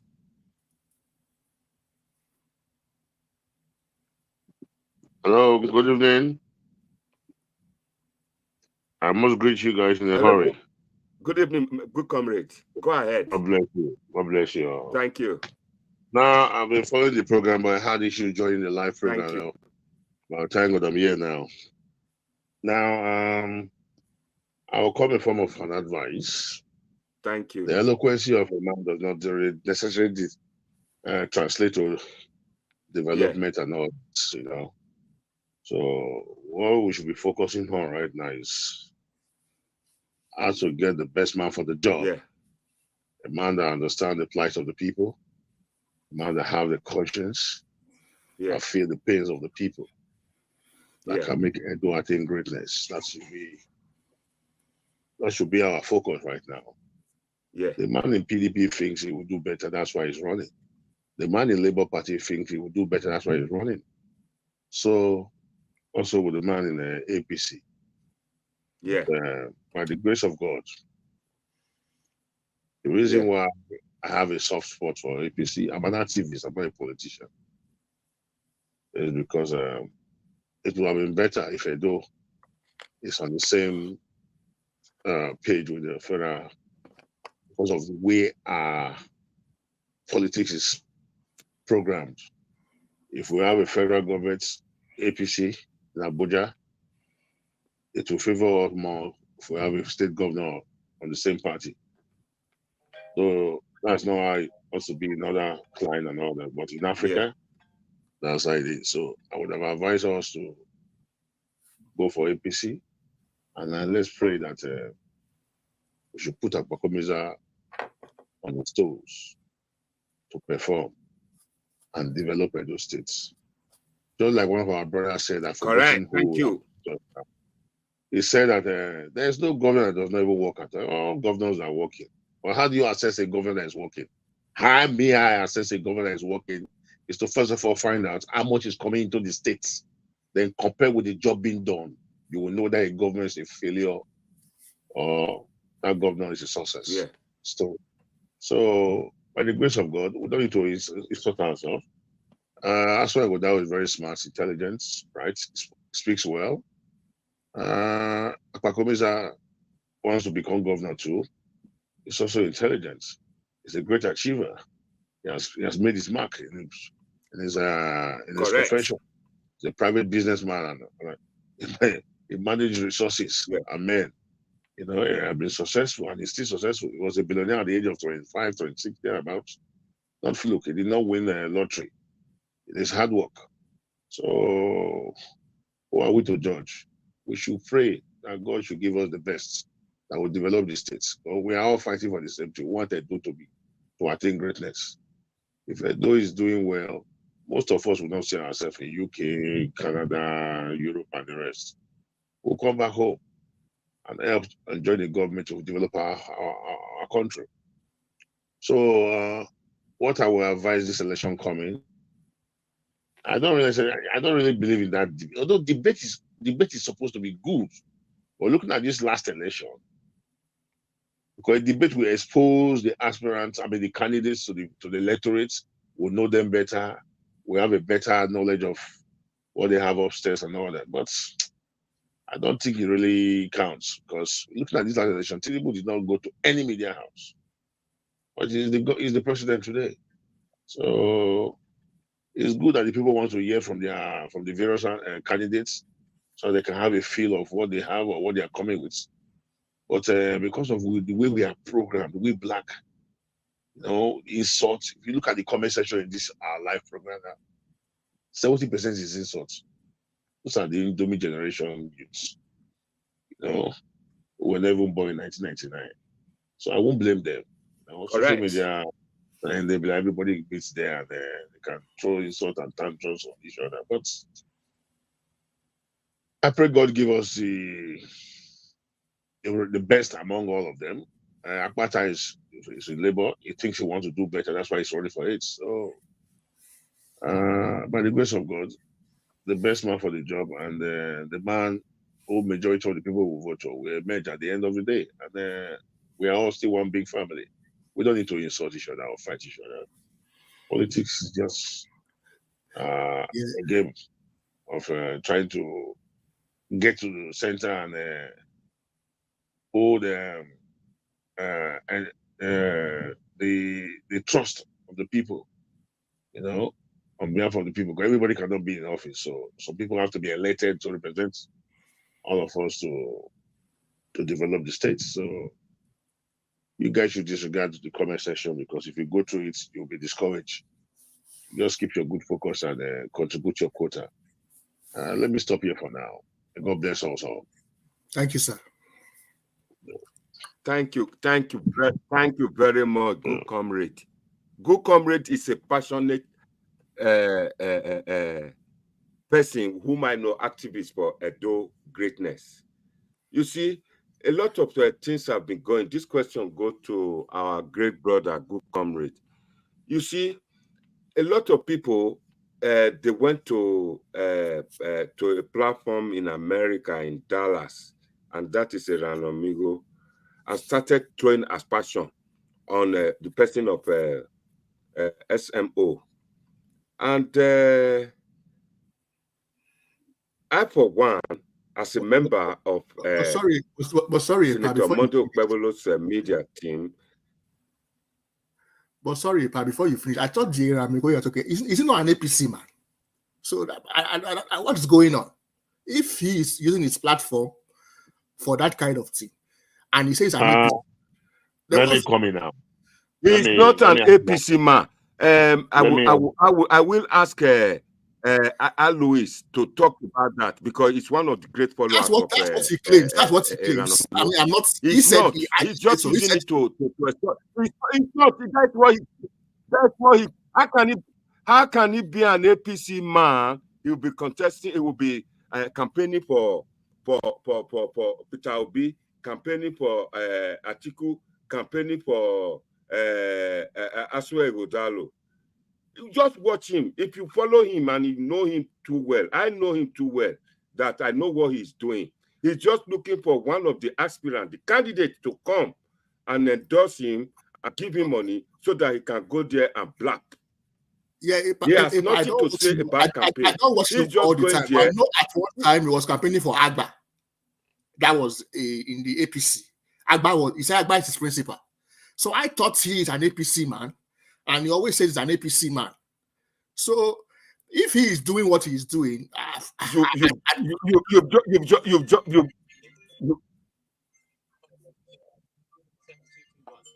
you've just said it that you don't watch him much, but you do know that when he goes there, if you watch him on Agba, he was always talking about Pastor Sage Iyamu, trying to critically or short Pastor Sage Iyamu.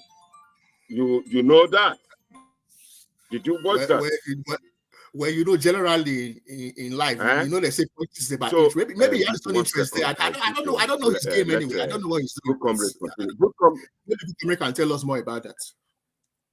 I know. I mean, you know, good comrade is here. Good comrade is here today. He has thrown tantrums to good comrade as well, while on his live podcast. Let me come in now. I wouldn't like us to dwell much. Go ahead, good comrade. I wouldn't like us to dwell on individuals, but it's good we're enlightening ourselves. Amigo, to me, in just one sentence, a confused man. Yeah. Why did I use that word, a confused man? In an election cycle, he will end up supporting like 3 different candidates, not aspirant now. What am I trying to say? Let me take us back a little bit. Just last presidential election, it was at the beginning. He was confused. He was talking about Atiku, APC. Then he moved to Labour Party, supporting Obi. At the 11th hour, when it was glaring to him that Tinubu has emerged, as he switched over again, came back to APC. So that man is not stable. Talking about, I'm about the closest person to him when it comes to. I've never met him. I don't know him. You know, because when I saw the headline and his motto and the slogan, the freedom fighter, be innocent pro citizen that he's fighting for, I was attached to that. So I became close to him. 95% of the program he does live, he contacts me before he goes on live. I tell him the topic to go on. But as time goes on, I notice he's always focusing on bringing Benin sons and daughters down. And I hate that. You know what I'm saying? Just like I said, and I said the man in labor is running because he thinks he can do better. The man in is trying to run because he thinks he will do better. Must we insult ourselves and kill ourselves? We are one big family. So we should know when to apply the brakes. So what am I trying to say? Amigo lost it. He started attacking Benin's sons and daughters and all that.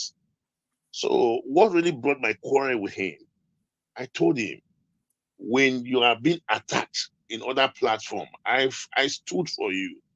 I tried to tell the owners of those platforms that no, we are all Benin's. We should try to be united and project ourselves and assist ourselves, not to bring ourselves down. Then he is not doing what I fought other people that were fighting or trying to bring him down in time past. So let's focus on Edo. Forget it, amigo. Although he has his own followers, some are gullible, some just like him. He has his nuisance value, but let's forget about him. It's not an issue. This Edo election, what do all of us want? Thank you very much. All of us want development. Yeah. We want progress. We want Edo to attain greatness. So the only way we can achieve that, the time for election, the ban has not been raised. So it's illegal to even, what do you mean? It's unlawful right now to even start campaigning. That's the right word. Not illegal, unlawful now. So until the INEC raise the ban on electoral campaign, at the end of the day, all the aspirants will come out. They will send their manifesto to the people. Yeah. Tell the people how they will go about their manifesto and all that. So at the end of the day, the man that has the majority of the vote will carry the day. We don't need to kill ourselves. There's nothing like federal might. Nobody's coming. If there's federal might, APC would have won by ESA. I don't know if you guys understand what I'm saying. So it's one man, one vote. The people will speak with their votes. So Okpebholo that people think does not correct, talk. Yeah. It will reach out to the people. As well go down, we also come out, reach out to the people. So the people will speak with their vote at the end of the day. We don't need to kill ourselves. We have one state. You know what I'm saying? So let's take it calmly, and election should not be war. And we should always have one thing in the back of our mind, which is see ourselves as family. We are one big family. Though we have different beliefs and different agenda and all that, or we belong to different political parties. That does not make us enemies. So the core politicians should not come and say that dummy to us that if you're in a different party, you are the enemy to the other one. No, we are all one big family. Do your campaign. Don't need to fight over it. Use whatever skills or whatever gift you have to sell your whatever to the people.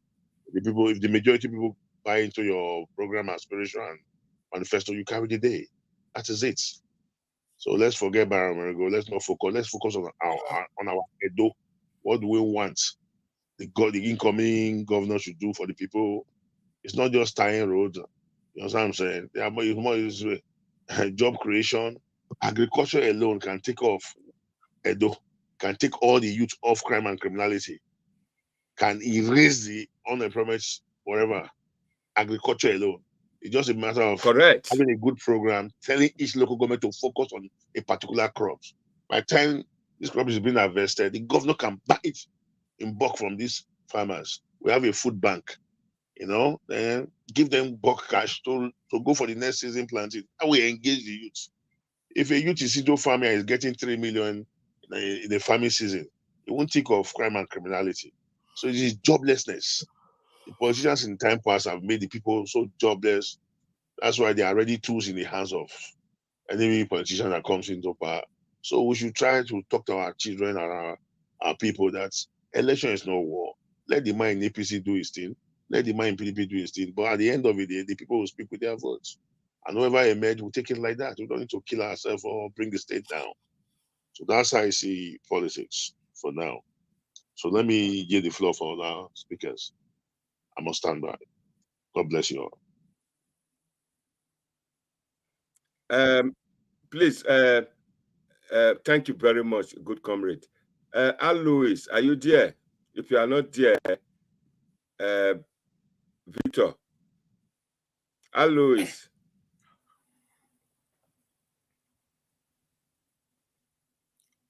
I'm sure their network is Al Louis, Victor, are you there? Okay, I'm here. Go ahead. Yeah, I want to thank my senior brother, good comrade. He has spoken very well. Go ahead. You know, yeah. Can you hear me? Can you hear me, sir? Very, very well. We can see can the hear you. Go comments ahead. from the comment section. Yeah, I said I want to thank my senior brother, good comrade. He has spoken very well. You know, like he said, election is not war. You know, we are all one people, irrespective of whatever party you are supporting. You know, it doesn't mean that if your brother is supporting another party, it becomes your enemy. No, we don't want that kind of division in Edo. You know, and I know that this election will be peaceful. You know, I don't think there will be any issues in this election, or any issue of violence or that kind of stuff. No. I think it's going to be a very peaceful election. You know, free of any form of violence or anything of sort. You know. So having said that, you know, like I said before, I know that you are an APC man, you are partisan. I came to your platform to contribute as a non-party man. I'm not in any party. You know, I'm just a concerned Edo citizen that just want to see good governance. You know, irrespective of whatever party is being voted into power. And earlier on, you railed out the programs that your principal, Okpebholo, talked about on your platform when you interviewed him earlier. You know, like I said, those are very good and laudable plans. You know, and my only concern with that is that, you know, as not just this election, I think in general in Nigeria, politicians tend to make unrealistic promises. If you see even Obaseki's promises about the seaport and the rest, he knew they were unrealistic, but he made them all the same. He knew those things were really unrealistic, but he still made the promise. You know, so I don't think Edopo want to fall into that trap again of listening to unrealistic promises, things that are not really feasible, but you just promise them anyway because you want to win election. You know, so I think in my opinion, talking from the point of view of the electorate, let's watch out for those kind of things in this election. Let's not fall into the trap of, you know, unrealistic promises that we know that are not really feasible, but politicians will make those promises anyway, just to sway us. So, like I said, if Okpebholo emerges, I pray God help him to fulfill whatever promises he has made. But in my opinion, I think we should be, as electors, we should be, not just Okpebholo, all the candidates, we should be watchful for unrealistic expectations. You know, politicians do this all the time, both at the state and federal level. It's in Nigeria, it's become so rampant. They make promises that they know that they cannot, that is not attainable, but they will make those promises anyway, just because they want to sway voters. And when voters start complaining, they will say, they will say you don't like the man, or you are casting aspersions, or you are doing this, or you are doing that. But you know, these things that's why I asked you the question. You know, which is time we start asking our politicians when they say something, ask them how are you going to do it. You know, we should start asking about the how, not just listen to what I'm going to do. When you say I'm going to bring free education, how are you going to do it? Because we know the state of the economy. It's not easy. You know.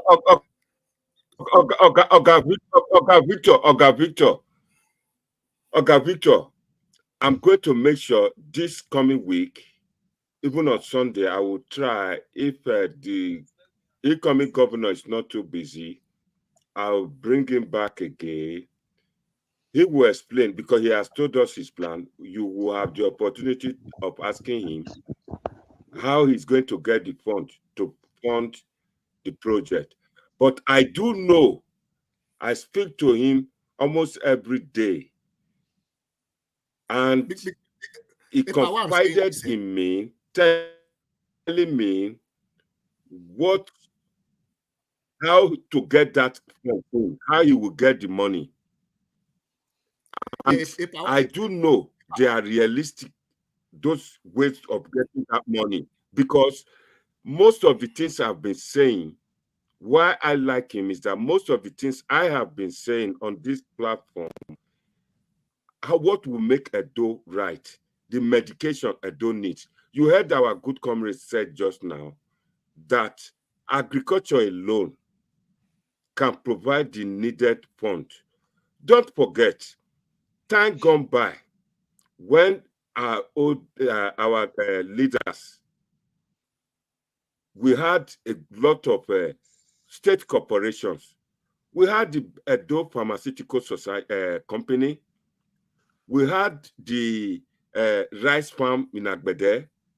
We had Bender Brewery. All these were just augmenting the allocation from the FAAC, the Federal Allocation Committee from Abuja. But these things, we don't have them anymore. We don't have this state corporation. Just imagine the Bender wood treatment, where timbers are being treated, time gone by during the colonial period. Edo State, Bender State made their money from exporting timber overseas. These days, those kind of business are not being coordinated. The government the current government, the current leaders you now see, they abandon all these things that will bring money in. A situation where we had the pharmaceutical company to produce drugs, medicine. Do you know how many millions of people, billions, even from African countries, that will buy drugs made in Benin, made in Edo? Do you know that Bender Brewery, if the product is modified from producing beer to producing water, our water is good. We have good water reservoir, good one, around Gelegele area, the one you pay high money for in Europe, mineral water. Do you know if we produce fruit juice, Bender Brewery is very close to Edo Central, where they will produce oranges, mangoes, and for us to bottle and sell to Nigerians.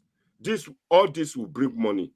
Do you know that if Bender Line was allowed to survive, by now we should be thinking of floating our own airline or our own shipping company? All these are the things we lost. People keep coming to me and bash me on this platform, saying that Obaseki tried. Yes, he tried in the area of trying to create norms. But what we are saying, things that will bring money, things that will make the economy boom, so that people will come over and live in Edo. People will come over and buy produce from Edo. We have lost all. All our youth left the villages, they're in the metropolitan urban cities. And people from nearby states have taken over our bushes. Okpebholo told me he will make sure the security, to create that security for our farmers so that they can go back to the farm. And these are the reasons why I am aligned to him, that yes, I will support him. But a situation whereby someone will just come from Lagos telling me that, oh, I know where investments are, where we've not created the enabling environment for the investment to thrive. I once told Obasanjo on interactive section here in the United Kingdom, this money you are looking for from foreign countries, Nigerians in diaspora are equal to the task. We have a lot of reservoirs of people who left Edo to Italy, and these people work in factories. They know how to make shoes. They know how to make coats. They know how to make clothes. If these people are being moved back to Benin, to Edo, to go and teach our Edo people to produce these things, which we can sell back to Europeans, all this will bring money.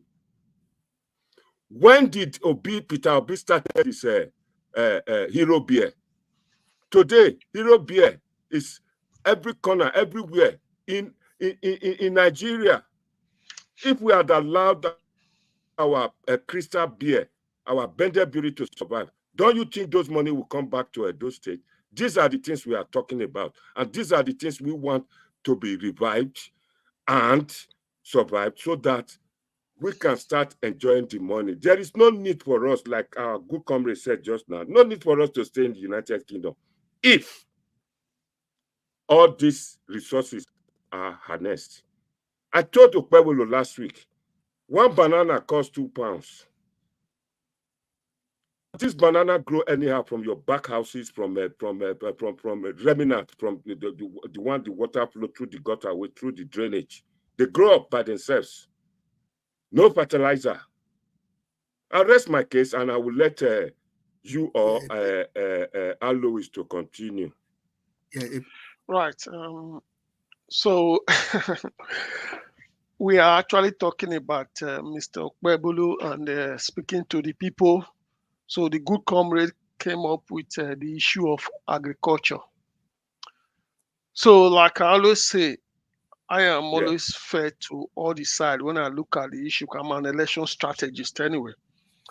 But if you look at the whole thing in Nigeria today, when you talk about agriculture, so it depends on the way you look at it. Now, the problem we have in Edo State is that under the current regime, I will keep going to the current regime. Some people will complain. I'm not talking about who you're going to vote for. You're not going to vote for the current regime. So under the Buhari government, you had what you call a lot of money by the CBN being allocated to agriculture. And one of the things they do is that when you have these funds from the federal government, what they do is that you have the federal fund, then you have what you call the matching fund. What's the matching fund? It's what the state will match to the federal fund to be able to access that fund. The reason I keep going back to some of these northern governors that people don't believe, we're talking about agriculture just now. My issue with the current government in Edo State is that compared to many of the northern states, if you even watch a couple of days ago, you saw the Niger State governor call himself a farmer's governor. You see the plenty or enormous equipment he brought out in the view of the public. It was thousands of equipment. Even if they are giving it to their brother or their sister, there's no way 1,000 people unknown to him will not benefit, because you can see the quantity of the equipment he brought out for farmers. The problem with Edo State that you are talking about, good comrade said earlier, is that you can create thousands of jobs with agriculture. It's very true. But what the current government has done in Edo State is that they took the money, but they decided to give it to corporations. That is the problem of having a banker as a governor, which in Europe, nobody wants a banker as a governor. God bless you, my brother. The money did not get to the actual farmers. So, right. So if you come to Europe, nobody wants a banker or an investment banker as a governor. They see them as bad. They see them as they work for corporations. In Italy, after the financial crisis, Italy was in problem. They put a former banker there. The EU nominated a banker from the ECB, European Central Bank. The man did not last 9 months there, because all they think about is how to fill up their investors. So what the current Edo State government did was that they took the money, they gave it to NIFO, gave it to Okomu, and gave it to one company called Presco. It doesn't benefit the Edo man. But if you go to the northern state, what did they do? They took their money and selected their farmers, their local farmers in villages and whatever, and gave them the money. That is how you empower people. That's how you grow an economy, grow a state. So that's why I was laughing. People were saying, oh, when Buhari was contesting second time, say, oh, the North will not vote. I was laughing. The man is giving money to the farmers in the village. That's all they need. It doesn't need a computer scientist or a medical doctor, because the money was going directly to them. But the problem with Edo State is that we have a regime which is focused on corporations. God bless Shaibu the other day, even if I'm not a fan of him. He came out. I can't believe that in the 21st century, people are talking about jobs, talking about who will make Edo State great. You have a state governor building a hotel for Radisson Blue, to donate to Radisson Blue to run. You have a state governor giving 2 billion to ShopRite to come to Edo State. Is that what is going to benefit Edo people? So when people talk, I always say to come with empirical facts. Don't come and tell me somebody is working or trying. You cannot tell me what he's doing. He's working, is the best. So the issue of agriculture has to come from whether it's Okpebholo, which you guys are supporting, or the other man. What they need to do is to go back to the basis, is to create the agricultural clusters. Each local government needs to have a cluster or each senatorial district.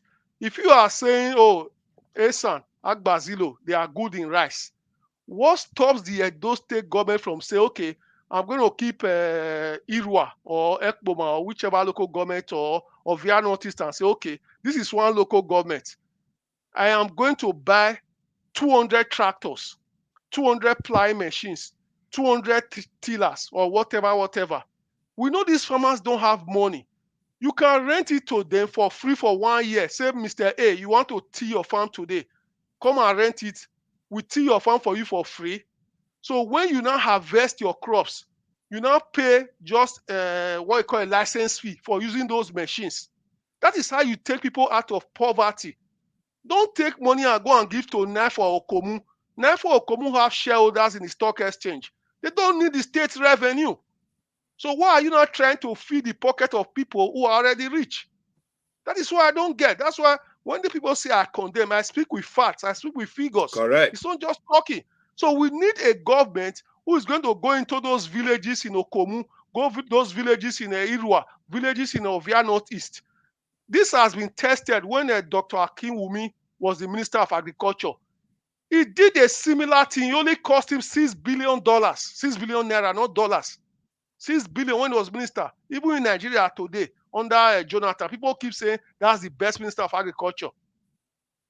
He used the telephone system. It was telephone, giving it to rural farmers. And they were testing them, sending them money. And it worked. These are tried and tested means. But what we still have today is that we have people who believe that they will just come in as governor. Like you said, they speak English. They will tell you they will go on Taiwan Road or do whatever. I can't believe, how can a state governor be between ShopRite? ShopRite. Does the poor man in Benin go to ShopRite? You guys are on this panel. Ask me, do they go to ShopRite? And shopping mall. So this is not condemning somebody that is work, but the reality is, if you want to lift people out of poverty, you have to face what is their problem. Now, Benin produce cassava. What stops the state government from going to one local government and say, this is a cluster, I'm going to provide a processing machine? Now, all of you, when you grow your cassava, bring it there, mill it, then buy it in bulk and resell. It's done in the West. That's how industry sprung up in the West. Government has a business in business. You either help the people or you end up helping the corporations. That is what you see with bankers. It's all about corporations. So I just rest what I'm saying. Yeah, thank you. Thank you very much. Good comrade, go ahead, please. Yeah, may God bless us all. This election, Amen. by the time INEC leave the ban on campaign, we will know the pretenders and those who are serious about the election. We don't need to kill ourselves. But why? And if you look at all the candidates in the three major political parties, I think they are very sound. Looking at their backgrounds, Akpata, Aswagodaro is the chairman of about almost 133 companies or thereabouts. Plus the Okomo you just mentioned, Okomo and the rest. The other was Stalin Bank and all that. So it's also tested, and but will all this translate to developments? Fedo, we don't know yet. It's in the hands of God. That's why I always use the word, tomorrow is in the hands of God. But that notwithstanding, this election is going to be different. A lot of questions will be asked because of our last experience. It's not just coming to speak big grammar. People would like to ask questions. You know, instead of a live debate, I would have preferred town hall meetings, moving from local government to local, from ward to ward, to meet with the people, locals, directly. Some questions will be thrown at these candidates. What will you do in terms of insecurity? Our mothers and fathers cannot go to farm because of Fulani herdsmen and the attacks. As a governor, if you become governor, what are you going to do differently? We know security is in the hands of the federal government, but that notwithstanding, if we are well organized, a governor that knows what he's doing and understands and knows his onions can set up a local vigilante in every street in those days. If you have local vigilante, we know strangers among our midst. When a stranger comes to a neighborhood, we will know because we are the locals. So not that you go and set up a vigilante, you take a man who is from Uzebu in Ekewan Road to Akoko Edo. If you do that, that man will end up being a stranger in that same Akoko Edo. So use the vigilante in the various neighborhoods to guide and protect their own neighborhood. And there should be a stipend, how to pay them, You can't just use people for those kind of job without salary and all that. Like in time past, we had Obaseki set up vigilante and all that. So at the end of the day, some of those vigilante members are coming on live program complaining about how they have broken down vehicles and all that. Can they really function without vehicle and equipment? No, they will use their bare hands to fight crime and criminality. So these are the kind of questions I would like to put to the various candidates if the opportunity arises, because security is very key. Then number two, which is supposed to be number one, which is my number one anyway, electricity. Because the only way Edo can strive and attain greatness is electricity. In some years back, when Okpebholo was the governor, we heard of Azura power plants. Edo State taxpayers' money was invested into it. I don't understand the abracadabra that happened there. I think the whole thing was sold out. I don't know. Then the Oshomo came in now. Can we be proud that Oshomo is really functioning and working where they do? No. Oshomo power plant is being given to the elites, the way to do in the society. No. But in this same country, we just heard that Abia State governor, although it has been a long project, it did not just start it yesterday. It's about 18, 20 years plan. Abia State government has entered the entire state, electricity. So it's a doable project. When you put your mind to it, there are investors who are ready to put their money in it, just to get the commitment and the trust. Because without electricity, we go nowhere. Now, my brother made sure they don't lie and the rest. I can explain the electric to you.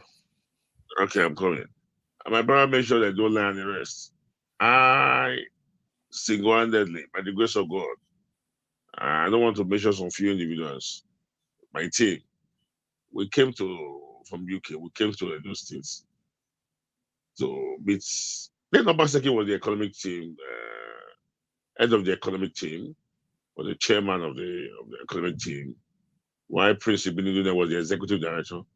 We came with investors to come and invest on 12 major projects in Edo, low-cost housing estates, bringing Edo line back to life.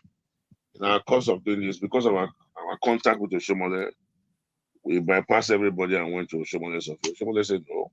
The reason why he set up the economic team, that is a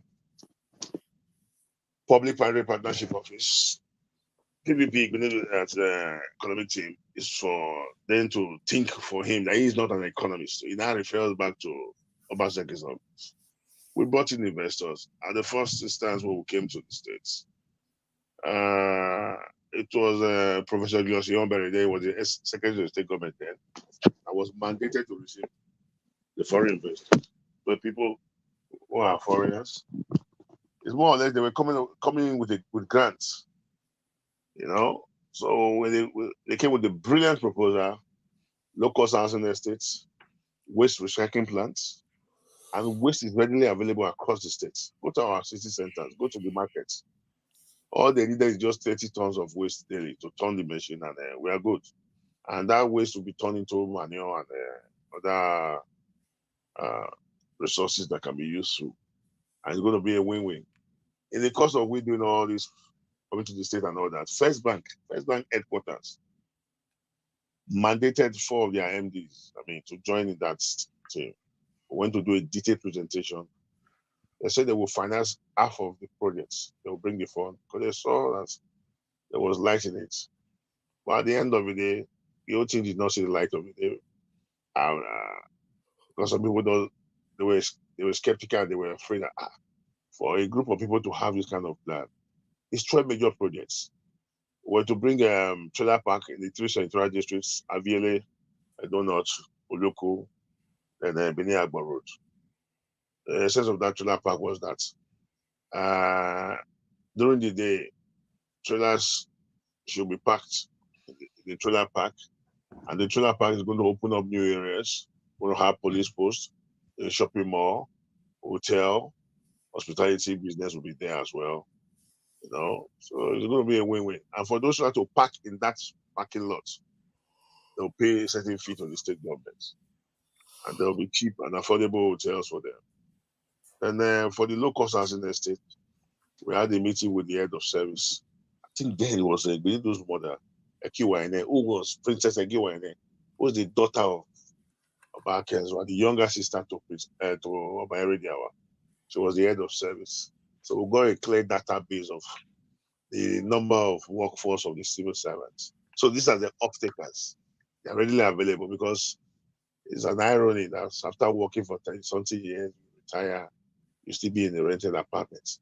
So those civil servants were our off-takers because they have a database. They have a salary structure. So if they're being given a house, you'll be taking it from their salary, gradually till they retire and all that, even when they retire from their pension. So the whole thing was programmed. But at the end of the day, Obaseki, may God forgive him, he have a mind of his own. He turned down the whole thing, never approved any of those proposals. Well, guess what? We returned back to the United Kingdom. Obaseki and then it was the economic team, which was Shomole, Tambowa, what is the name of this other governor? From Imo States. That called himself Mberembe, was his name. What's his name now? The one that brought his the wife's husband to take after Okorocha. Yes, they all came. About 9 governors. They came to London. They came to London. The Benin chap called Druhui. Now he's a FIFA approved coach now. He told me, he said, comrade, you've been complaining about this project that people went to Benin and all that. The governor mandated the economic team, which is Obaseki as the chairman, to discuss with you guys, but at the end of the day, they did not approve any of the projects. You know that Oshomole and about 9 governors that are in London right now. Look at where they are staying. Look, I said, geez, can you get me for information? He told me all these things. I called Pachiko Payabo. Then I think it was the chief of staff or secretary, I don't know. I can't remember now. I said, hey, comrade, let me say to my dialect, I will translate. Hey, Obaseki Nwagwa looking to approve all your proposals that will turn Edo to Dubai. Owago were London. This is the number I used in calling government house just yesterday. They just got to London less than 48 hours. What did I say now? Let me translate. I called Patrick Oyagbo. I got information from a friend, a Benin son, based in the United Kingdom as well. His name is Joey. That Oshomole and Obaseki and about 9 other governors are in London, United Kingdom. And I said, this is the number I used in calling us. Please, because I know your capacity, I know and I trust you, I will raise the number. Ordinarily, he is not supposed to give me that number. But he gave me the number. I called Obaseki. I said, the proposal in your desk, your table in Edo State, we are the one behind the projects. How come we've not gotten approval? Because in all of those proposals, we are not going to make a cover for ourselves as individuals. It's just the love for the states. That was a driving force. Because I'm not a businessman, I own no company. How did I run into the financiers? I happened to attend a security school in London. The younger brother to the owner of Gatwick Airport, what's his name now? This Yoruba chap now. I forgot his name. The younger brother's name is Pius. So he was the owner of the security school. So we got talking. I said, if your brother can buy Gatwick and buy from the British government, why can't you come and invest back home? He said, why? So because the governors back home don't want to play ball, they like to get kickback, and the brother doesn't like it. I said, no. I have an activist governor, Shomole, so I would have loved you. So these were the financiers of this project. I'm just revealing things now for the first time. But at the end of the day, this is not approved. When they call Obaseki, please, can we come to the hotel where you people are staying now? We already know the place. But we're with your permission to come and do a detailed presentation on how we can achieve all these things. He said, no. The state is not interested. That's not what brought them to London. I said, you can't say that. How can you say that's not what brought you to London? You came to look for investors in London. And at the end of that their trip, they could not meet with those investors they came to see. We were offering to come and meet them to just do a detailed presentation on how we're coming to embark on 12 major projects. Just give us land. We build a local housing estate. Your civil servants are the off-takers. There's already a system for their payment of their salary. So the money will be deducted gradually. So at the end of their career, as they are retiring back home, they will have a home and roof over their head. It was a brilliant whatever. Then for the waste recycling plant, First Bank offered to bring in 5,000 trucks for picking waste refuge. We even go as far as Ondo and Delta to pick refuge because they need 30 tons of refuse for the machine. You know? And guess what? All these projects I'm talking about, these financiers, they're already in Nigeria doing it in the north. It's not that they are coming for the first time or they are scam or they are 419 or something. You know? They are already here in Nigeria with us. You know? Most northern governors, they embrace it and they are doing well with it. There are a lot of projects going on in the north that is not in the south. And we claim to be the educated ones because we know too much and we know nothing. You know what I'm saying? There are a lot of grants just for you to assess it right and you'll be given. So at the end of the day, the book of lamentation was not written because of us. Now the way forward now, I will love a brilliant debate among all the candidates this time around. Where Edo electorate will ask questions. Sir, you say you will tar road. Where are you going to get the money? Like Obaseki said, you're going to build airport in Edo North. Cargo airport. Where are you going to get the money? How are you going to finance it? How are you going to... Unrealistic promises. We don't want to. Yeah, does they do not need the airport? They don't need it. Okay. And to me, that's not even a priority, you know. So what am I trying to say is that let me use the local term that they use. Our Momo don't do. We need to ask questions. Don't tell me you will do this. Tell me how you will source for fun. Because governance is supposed to be a serious business. And I blame we individuals, not the politicians. We stay away from politics. We call politics dirty game. That's why they are riding on us. The worst of us are ruling over us, becoming lawmakers, taking laws for you and I, which we have no choice to obey. So hello, I'm with you. Yeah, can I ask you one question that has been bothering my mind for a long time, and you seem to be close to government enough to know the answer. Why do you think Oshomole chose Obaseki? In spite of all the other politicians around, all the other people around, why was this so particular about Obaseki? Do you have a reason? God bless you. Obaseki in the first place? Now let me tell you what happened. Oshomole was a very successful labor leader. We all know that. And towards the tail end of Chief Lucky Benedion's tenure, he had a fallout with Tony Anene. So in the second tenure, they had a fight. That was why they formed that Grace Group. It was a pressure group called Grace Group. The slogan was "No man is God." And our brother Pastor Ezeyamu was the brain boss of that pressure group. You know what I'm saying? So when they formed that group, they now made up their mind that never, since Tony Anene was a chieftain of PDP and he caused the shots, and he has about 16 governors in his pocket. So Pastor Ezeyamu, being a very smart politician, went to get Oshomole to come and run under AC Action Congress. Oshomole was thinking he can run under Labour, but then Labour had no structure in Benin. So, and Oshomole does not understand policies. So Ezeyamu felt if he come to run under AC to be better. So they had a gentleman agreement that when Oshomole become governor, he will run with Odubu. After 4 years, Odubu will step down. Why Ezeyamu will go for the second as deputy for the second 4 years. As Oshomole's 8 years is completing, Ezeyamu will take over for him. But towards the tail end of Oshomole's tenure, so after the first tenure, the second tenure, he disappointed Ezeyamu. He still ran on with Odubu for the complete 8 years. We thought the romance was real. But at the 11th hour, towards the tail end of Oshomole's 8 years, from nowhere, we just saw one mystical fight that just came up. We started hearing allegations that Odubu wants to kill him with juju. He took his name to different ritualists and all that. They had a fallout with him. You know, at the end of the day, he brought Obaseki from nowhere. Obaseki was the head of the economic team. Brilliant chap. Don't take it from him. Brilliant chap. It's very good. But he was never on ground. He was never in his office.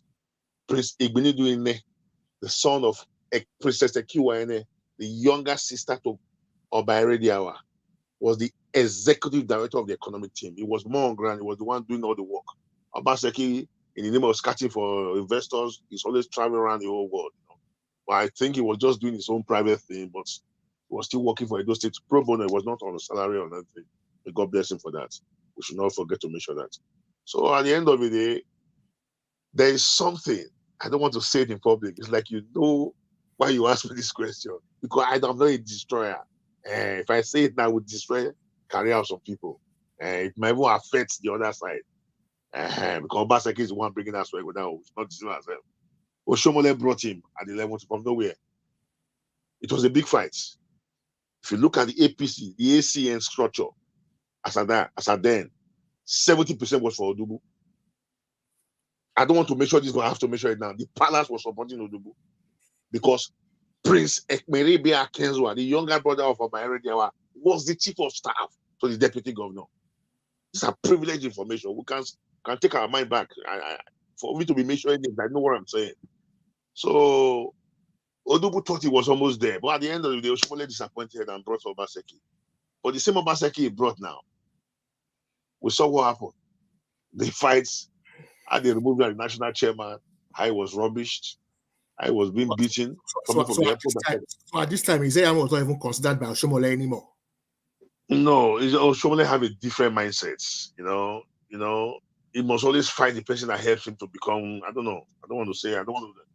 You are forcing me to mention something. I leave judgment for God. You know, because what Oshomole did, the first thing he did to Ezeyamu is what I want to say now. After Oshomole won his first second tenure, you know he has no election coming again. He now came up with one demonic policy program. It was called ACN Party Membership Re-registration. That is, those who are already card carrying members, they should come and revalidate their membership again. That was where he finalized the elimination of Ezeyamu. So Ezeyamu loyalists and followers could not access. Let me tell you what they did. Okay, let's use Oredo local government as a case study. Oredo have 12 wards. Now, if they're going to give like, let's say, 100,000 membership cards to the 12 wards in Oredo, they now brought just, let's say, 20,000. It's like 100,000 membership cards to those 12 wards. They kept 80,000 aside. So Ezeyamu's loyalists and followers and Oshomole's loyalists and followers were not scheming, fighting to get registered so they can access those 20,000 cards in each of those 12 wards. It's in the entire state. I'm just using it as a case study. But not knowing that 80,000 was kept aside. So after the whole exercise, in some politicians' home, with the Edo South, that's the betrayer. Ezeyamu from Edo South, Oshomole from Edo North. But some Edo South APC members, in their home, in their various homes, were still registering people with the remaining 80,000. So at the end of the day, Oshomole had larger membership of the party members registered and they could access card. Izeyamu's members could not register and be card carrying members. So what would the man be doing? That was what frustrated Izeyamu out of APC to go and join, out of ACN to go and join PDP. Not it was the party that he formed. It was his own structure that Oshomole ride on that first tenure to become governor. You know, so there is a deal between Obaseki. It will come out in this election. It will come at this time. It was not because of they asked me to bring money. No. There's a deal. There's some secret. Edo State have some weight. You know, one of the candidates said it now. He knows where so billions are. He will go and bring it to come and develop the state. And the person who is the governor now is his friend, his bosom friend. How come he has not shown him how to access those billions to develop the state now? Why waiting till the time he will become governor? I don't want to repeat this now. There's still time for it. So there will be great revelation. People should think about what I want to say, that there is something that caused the fight between Obaseki and Oshomole that they've not told you and I. Some of us who have privileged information, we have information. We have it. And it will be revealed this time. It was not politics. There are some certainties that the two of them cannot even say out. It's like me and you going to swear ritual for something. We cannot come out in the public and start saying what we did behind the scene because it's a shameful thing. You know, so that's what caused their fight. It's deeper than what we saw. APC, PDP fighting. No, they can't be. You don't have result. You have result. No. They were just deceiving us. They knew what happened. So the Obaseki that Oshomole brought now, at the end of the day, it was the one that relegated Oshomole. Fought, connived with APC members in the federal level to bring Oshomole down. And Oshomole got down because he was suspended from his ward and all that. But the same Obaseki now, he's trying to separate himself from, because he knows that the Edo people are very enlightened people. They hate oppression. So he's trying to separate himself from Aso Igbodao's campaign. But we all know the truth. He's the one behind Aso Igbodaо. Because when Aso Igbodao was going around from village to village, from community to community, from place to place, the convoy of Edo State government, official convoys, were going with him. Shuaibu confirmed that. And that is in Senate client, that's a criminal offense. You can't use state government fund to be campaigning for one individual. Anyway, let's forget about that. We don't have a system. We don't have a system that works. If not, EFCC and police, they know what to do before that. But what am I trying to say is that in all this, Alois, thank you very much, good comrade. You have really enlightened us, bring us to the past. Yeah. For any good business plan or any plan ahead, you must look to the past, the present, and the future. You have just given us some insight of what actually happened, and with the question from our great brother Victor, it gave us more insight. We can see our sister here, Imwetinya Etuma, the Iron Lady, the Agbaka woman of Italy, saying that they want more. On this note, we'll come back to good comrade and Victor. Alois, give us your own insight. What do you think will make Edo great again with Akpakomiza?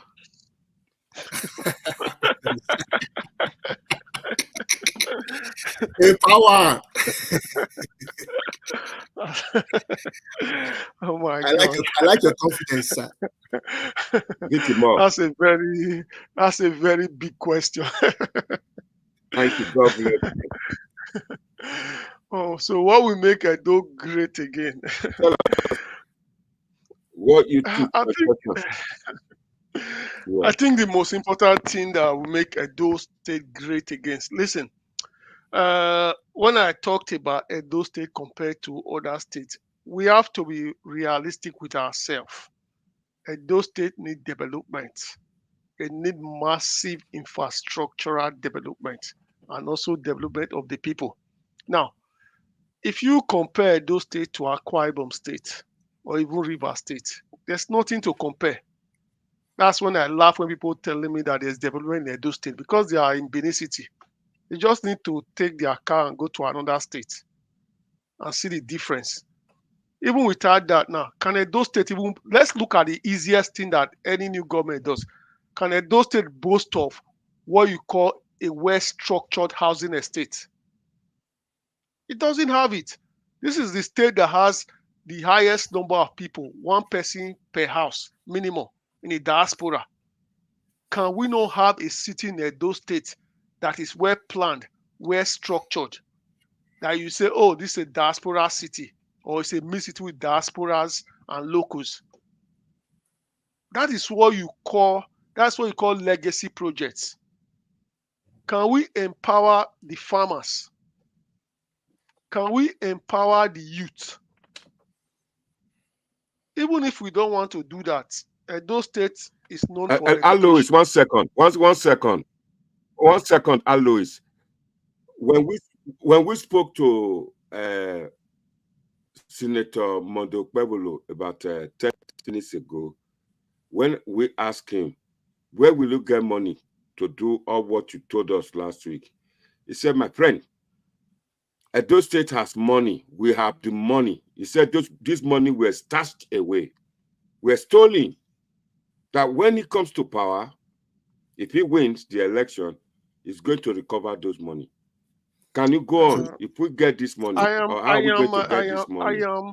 I am not from the politician. How can we? I am not doubting money can be recovered or money can not be recovered. But the truth of the matter is,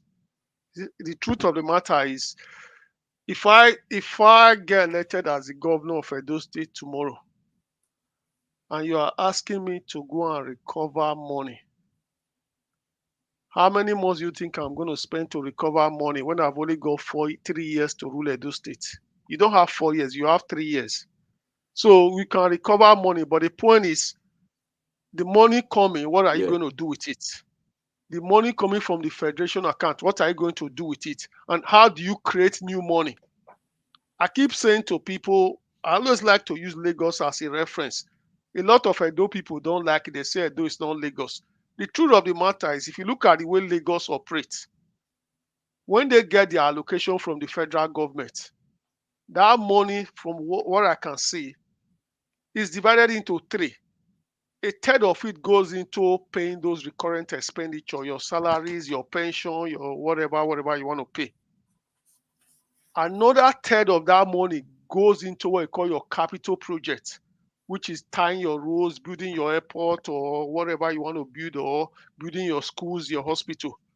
But they also have another 30% that goes into what you call ventures that bring in revenue to the state. Ventures that bring in revenues back to the state. So I'll give you a simple example. You've got the Idora rice mill, which is probably the biggest in West Africa, built.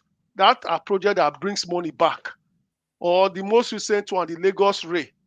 People can say it's expensive, but it brings money back to the state. So they have many projects like that you are bringing money. The problem with Edo State is that there seems to be a concentration of projects that doesn't bring money to the state. It's all about liability projects. So you cannot govern a state just by simply relying on, you mentioned Edo line just now, or whatever you mentioned.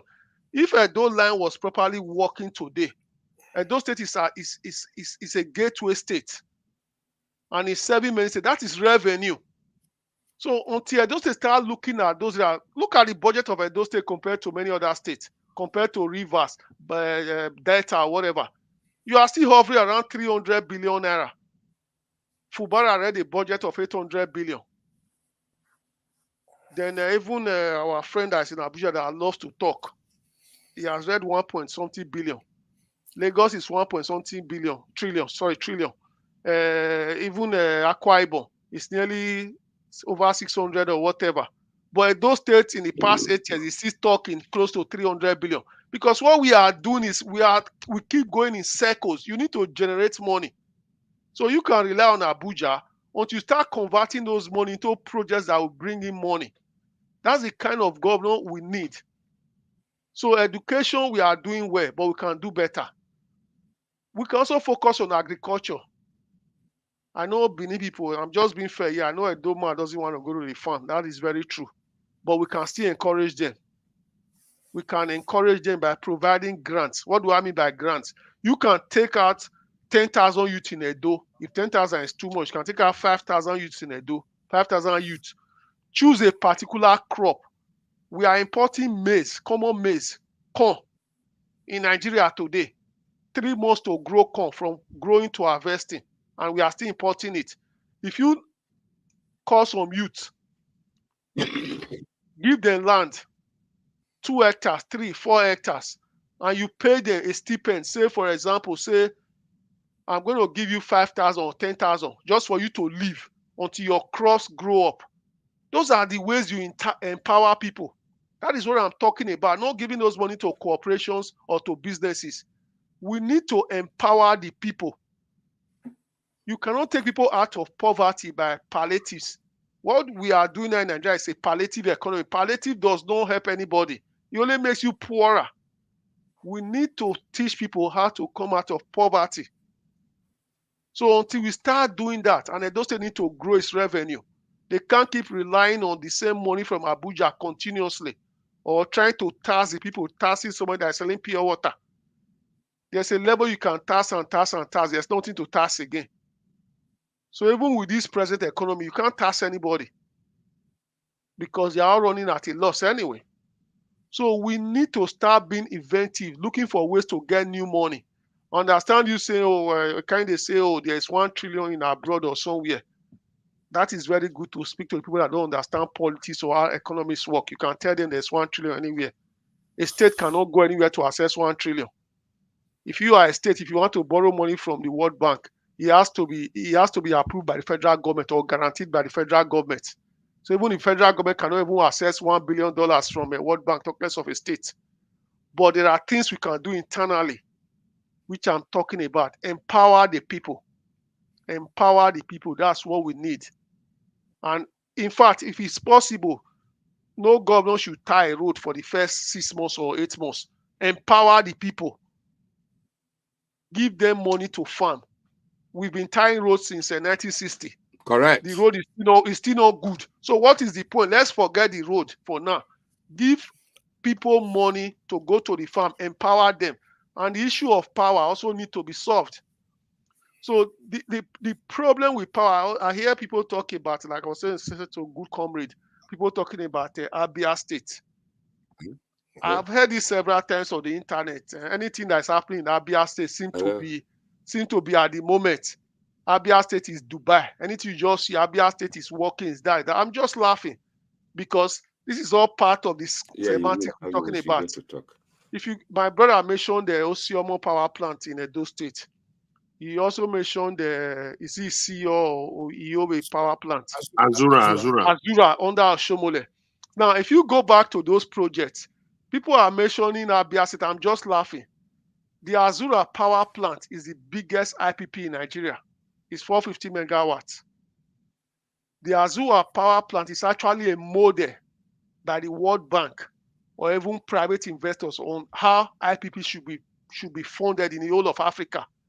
So the geometric power plant that they are just chatting about now, it took 20 years to construct, which is even a smaller one compared to Azura.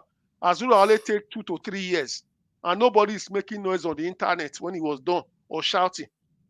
So the point is that the issue with power in Edo State and Nigeria totally is a very complicated issue. That's what people don't understand.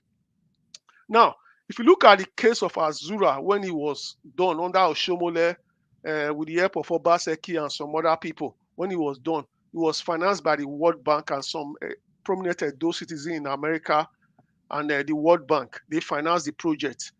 So when you have a project of that magnitude in power, if you look at power, the way it's funded worldwide, even United Kingdom or America, it has to have what you call the off-taker and a guarantor.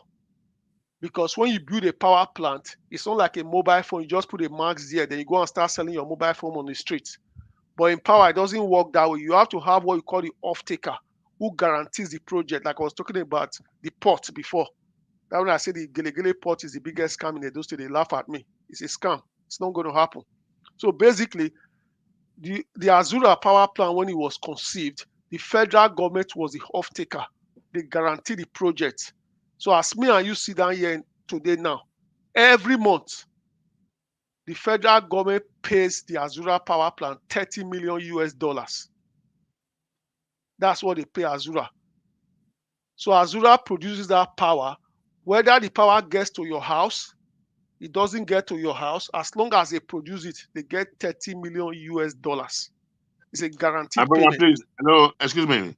Yeah. Where is that $30 million going to monthly? So I'll break it down for you again a little bit here. So Azura is a company, they get the $30 million. Now, Azura power plant is a gas-fired plant, which is also and this are Azura. Yeah. Hello? It's in Edo Hello? State. Hello? It's in Edo, it's in Hello? Edo State. It's from in Edo State, Ikpobayi. Hello? Yeah, Hello, can can you hear you. hear? Go ahead. So the Azura power plant is gas-fired, same as your Osiomo or the geometric power plant in Aba. So now, when the federal government pays Azura $30 million every month, so that power go to the national grid. So at the same time, you pay Azura will pay NNPC and pay some other people for the gas and some of their other expenditure. How much gets to Edo State government, please? Is it the power or what? Is it the power or the money? Goes to the national grid. That's Doesn't go the to 30 billion monthly. How much So goes to Edo State government? I know from the contract of building the Azura power plant, I believe that Edo State is allowed 1%, own 1% of the shares or so. I can't remember of Azura. Okay, what does 1% translate to out of $30 billion? You can call it $1 million or whatever. But, good comrade, hold on a little bit. $30 million is not profit. It's not profit. So $30 million means that 30 million. So Azura has to pay NNPC, whoever give them gas, the cost of gas. So assuming at the end of the day, the cost of gas and other thing cost them 20 million, 10 million is left. So that will be shared between Azura and the investors and whoever and Edo State. But what I'm trying to say is that power goes to the national grid.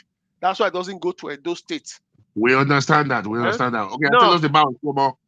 So the Oshomo one is a different arrangement, which was by some Chinese investors together with Governor Obaseki. So it's also a similar arrangement in the sense that they produce that power. Then that power, Obaseki in a way, in the name of Edo State, also guarantees it a little bit. So maybe they sell the rest to the grid or whatever. That's why you see that power goes to select companies in Edo State, like those businesses, those companies and the rest, because they can pay it. They will pay for the cost of the gas. We have to realize that power is expensive. That's what's going on here. And secondly, the problem with Edo State is that when you come to generation of power, the law is very clear. Edo State has what you call already a generation company, which is Edo State Distribution or Edo State whatever. They are in charge of Edo State when it comes to distributing power to the entire Edo State. So what Obaseki and those guys have done is what we call embedded power, which is to say I'll create power and give to certain people. You cannot actually give it to the entire state because your contract does not cover it under the law. So you understand? And even within that, if they decide to give that power to the entire state, let's just assume the state cannot pay for it, people cannot pay because it's gas, is valued in dollars. So the one you are getting from the grid is actually being subsidized by the federal government. So they wouldn't tell you this. That's why I say our governors, they don't come clean to our people. That's where the whole issue is. So they don't come. I'll give you one state. I think it was Yobe State. There was one state in the north. I think it was Yobe State. They started having power 24 hours of the day. Do you know what happened at the end of the month? Do you know what happened, Mr. Good Comrade? No, what happened? Just have a guess. So at the end of the month, these same people, they went on a protest to the electricity company there and said they don't want it again because they couldn't pay. They were getting 24 hours. The price was high. I'm not saying we don't need 24 hours. I'm just saying at the moment, we are facing the wrong type of power. When you are using gas is priced in US dollars. It's priced in US dollars, so the cost is high. I think the best thing they can do is to approach, is to go into solar. If they really want to help the people, that is the cheapest form. They can use solar Or the other one, which is the cheapest in the other way, is what you call the dam type. When you build with the dam, it's cheaper. But the issue of using gas and gas to generate power, it will always be expensive. Hydro. Hydro. But Louis, if I may say something. Yeah. I get what you're saying, but don't you think that in addition to this, that our laws regarding power need to be amended a little bit because of this because of distribution company monopolization? So if our laws see where the problem is, they have amended the law. Look at where the problem is, and that a lot of people don't get with the issue of power. Look at where the problem is, You know that in the issue of power, a lot of the foreign investors, what they are interested in is in generation. You know what they are interested in generation? In generation, once you generate, there's an off-taker, which is to say, I have 10,000 megawatts, you just pay me for 10,000. I'll carry my load, I'll go. I'm not bothered about getting into your house. Somebody else will get it to your house. So the problem we have in Edo State or Nigeria now is that the grid is obsolete. So the one that takes it to your house is obsolete, and the substations. So once those power, at the moment we're generating about 10,000 to 12,000. Once it leaves the generation station, before it gets to your substation and the house, we call it like a eddy current. It gets lost along the way because your grid cannot carry it. That's why you hear that the grid has collapsed. Now, how do you change that? You need somebody to invest in the grid, or the federal government to bring out maybe $2 billion or $3 billion and say, I'm going to change the whole grid. So at the moment, we are in a situation whereby under Buhari, a lot of people came back and say, oh, we want to build generating station or power plant.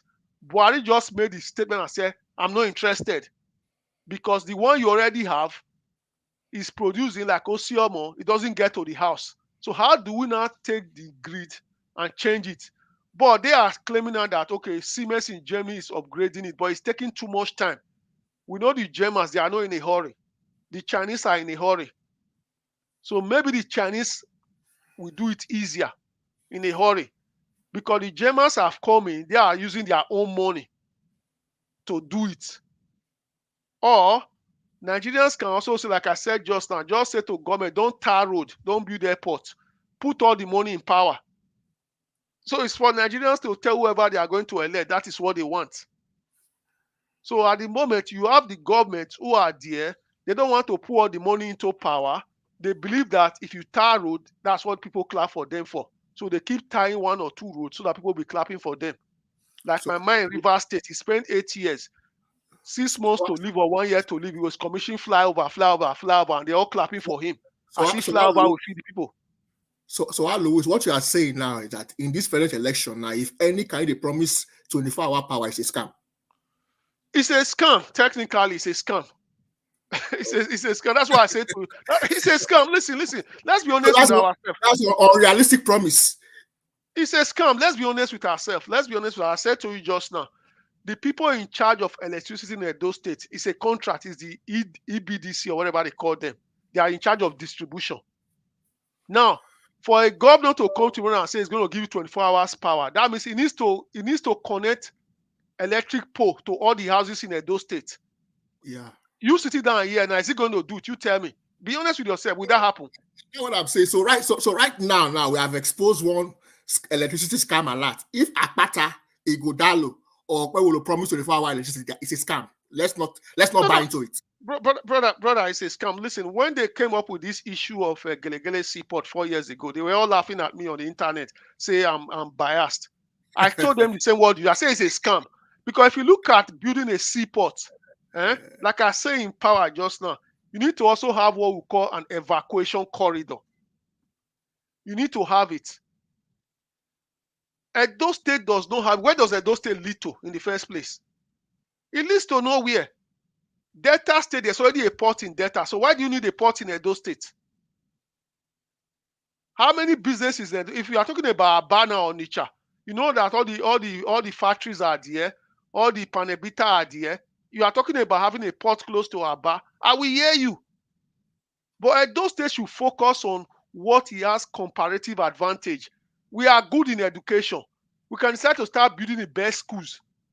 We can decide to say, let's build the best hospitals. People should be coming there. We are good in knowledge. So why are we trying to focus on what we call fantasy projects?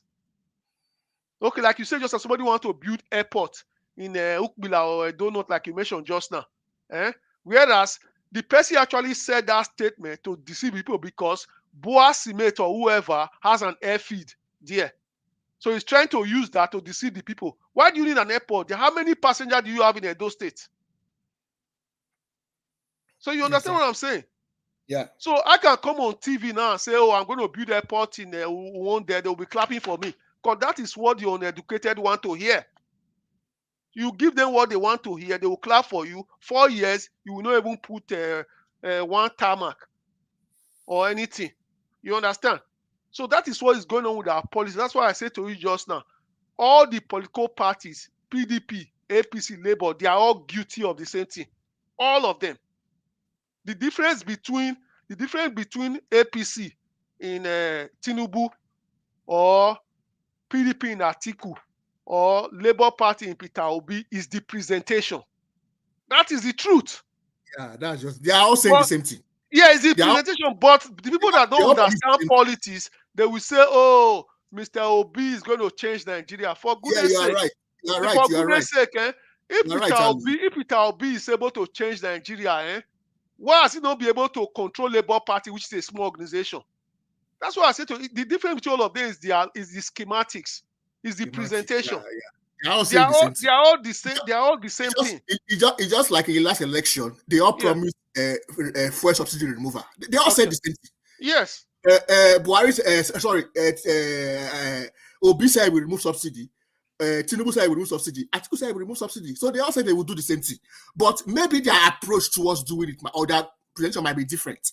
So that's what I'm saying. Okay, if you go back to this fuel subsidy you talk about now or whatever, some people argue that, oh, if I have Atiku, if I have Obi, it will remove it small. At the end of the day, you are actually complicating the issues by removing it small. Even if you remove it small, you still remove it. That's what matters. You removed it. It doesn't matter which approach. At the end of the day, you removed it. But it goes back to the presentation. Like you started this program, you're talking about who can speak English or who can speak French. It's all presentation. But that is not actually governance. No, you're right. Yeah. So that is what is going on in Nigeria at the moment now. So a lot of our people, they look at the presentation, but not really the substance. Yeah. Not really the substance, it's presentation. So they use it to confuse you. I can tell you now, if I come out tomorrow now, and be telling people now, once I become governor, I will make sure that education is free. Nobody will pay primary school, secondary school. They will clap for me. Okay, now, what if at the end of that I become governor tomorrow now, I say nobody should pay? The school you are going to, there is no chair. There is no chalk. Is that good education? So you see what I'm saying?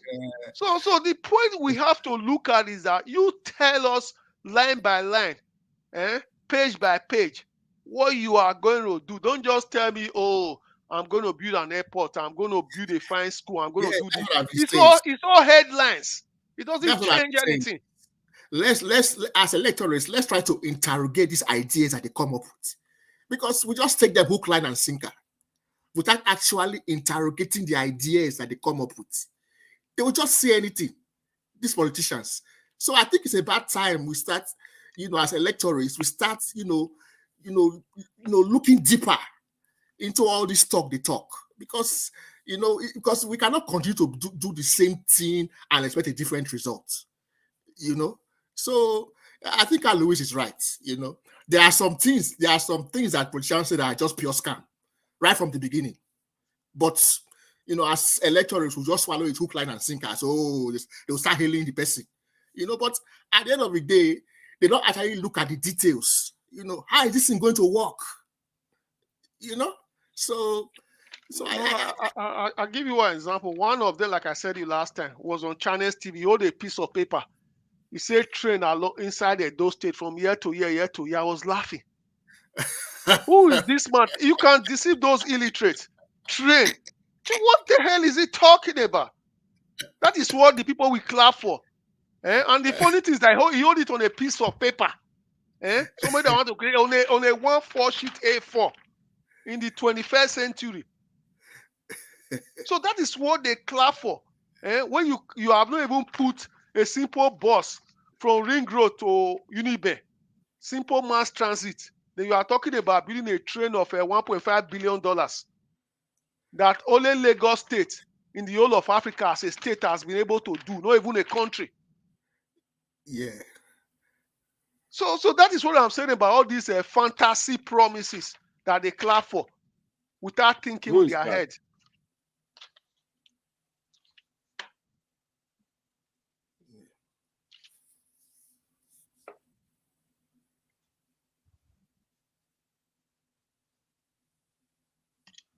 Yeah, go on, Mr. Victor.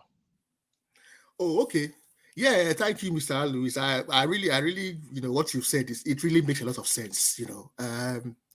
We have been, as electorates, we have been taken for a ride for far too long.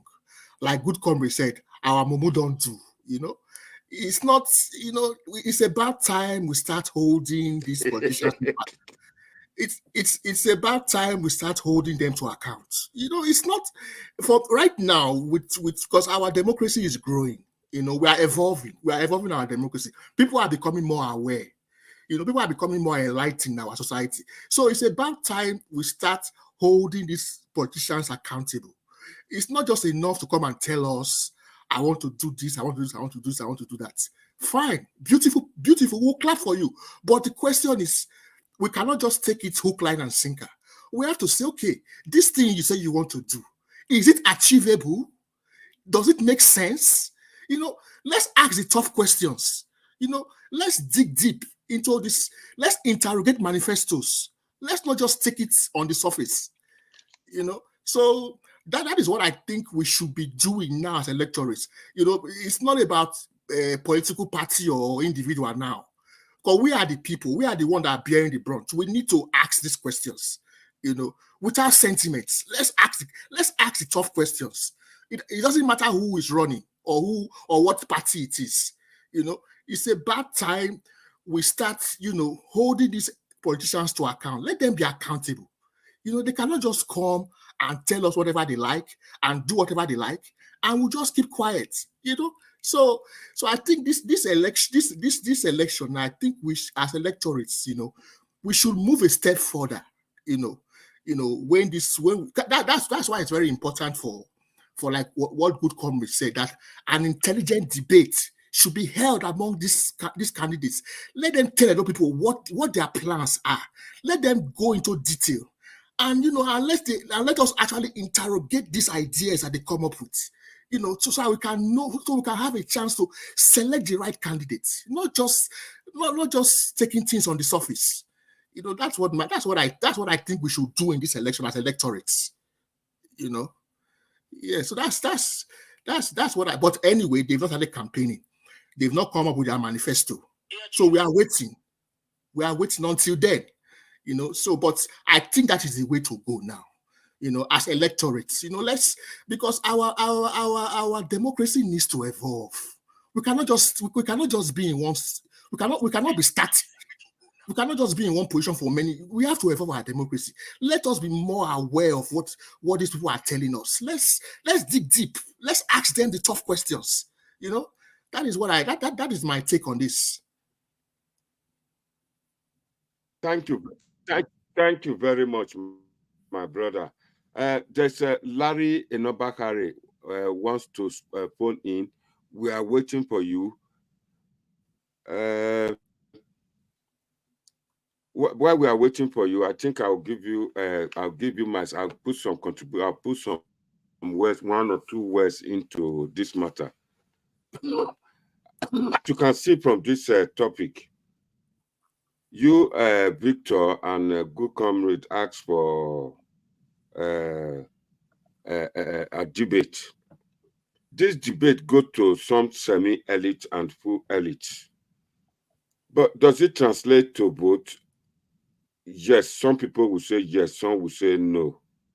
The problem here is that with the topic, we say grandiloquent, eloquency. People take the debate as a forum, opportunity for them to practice or for them to do more of English speaking, then people clap. At the end of the day, what we are saying here, Good Comrade said it, agriculture, one. We need something that will boost the income of a state. Here in the comment section, there is one chap who said Obaseki is building hotel will bring money. My brother, my sisters, viewers at home, panelists, you and I, we know that we have in the area of in South Nigeria, Edo State owns, or Benin City owns most of the hotels in that region. During Ogbemudia's time, we had the Edo Hotel, which was a Bende Hotel to Edo Hotel, a Motown Hotel. They were state corporations. As we speak today, Obaseki went and destroyed that hotel. And this hotel were built by the colonial masters, the British. They were formerly staff quarters for the British colonial masters, the executive government that were running that state. As we speak, Obaseki demolished that beautiful, strong building Edo Hotel and made it Ground Zero. Today, people go there and this hotel I'm talking about is opposite Igbinedian's house. Then the Emota Hotel was sold. It's now called the Pontia Hotel. Then somebody here, the people I'm talking to, the Edo people, the younger ones who live in diaspora, is still boasting of a hotel being built by Obaseki that will bring money. Can you imagine that? Can you just imagine what somebody in diaspora is saying? Well, that's his opinion. My people, a lot of people, listen, my brother, a lot of people live in diaspora. In the UK, I've never seen a hotel owned by the state or by the government. Even if they have one, they may have sold them to private. In the United Kingdom, there's what they call HS2 train project, which they find that it may not be profitable, but they are working on it. But before this HS2 for fast train, British, in the whole world, everybody acclaimed British to have the best transport system, especially the rail system. But in Nigeria, in Edo State, in 21st century, somebody is still saying Edo State, Benin City, which is not a tourist attraction area, is clapping for a leader who has built a hotel, according to Alois. What do you call the hotel? ROGTA something, for people to go and live in. When a lot of Edo in diaspora, when they make money, they go and build hotels. A lot of hotels, and it's not profitable. Lack of power supply, costing them more money. And who are the customers for this hotel? They are those in diaspora. Do they have any business that people will travel to Edo and lodge in hotel? No. So to me, if they say Obaseki is a technocrat governor, is a good investor, I think on that hotel note is zero. Al Louis said, if we invest in agriculture, that maize, corn, is being imported to Nigeria, that it takes 3 months to produce maize. Will it not be better to invest in such venture? Take 10,000 or even 5,000, according to Al Lewis, out of the labor market, unemployed, and employ them to produce this. Give them stipends of 10,000 naira. till the produce starts coming up. So at the end of the day, this topic today, Brother Victor has actually tried to come out to explain more, to ask questions. Why are things like this? We cannot see with the discussion with this topic, we cannot find out that most of these people in diaspora, the young people, are now what I claimed before, that they are part of the problems. They are part of the problems because they don't know. They don't need to pepper soup. Shui, shui, shui, shui. That's what they go for. They don't go inside to question like you, Alois, good comrade, have just done to analyze. I can see one saying here now on the comment section, Senator Okpebbollo didn't come to Ranomigo platform. By the way, who is Ranomigo? It's a Ranomigo platform acclaimed the best intelligent sport where you go is, modify the Chatham House.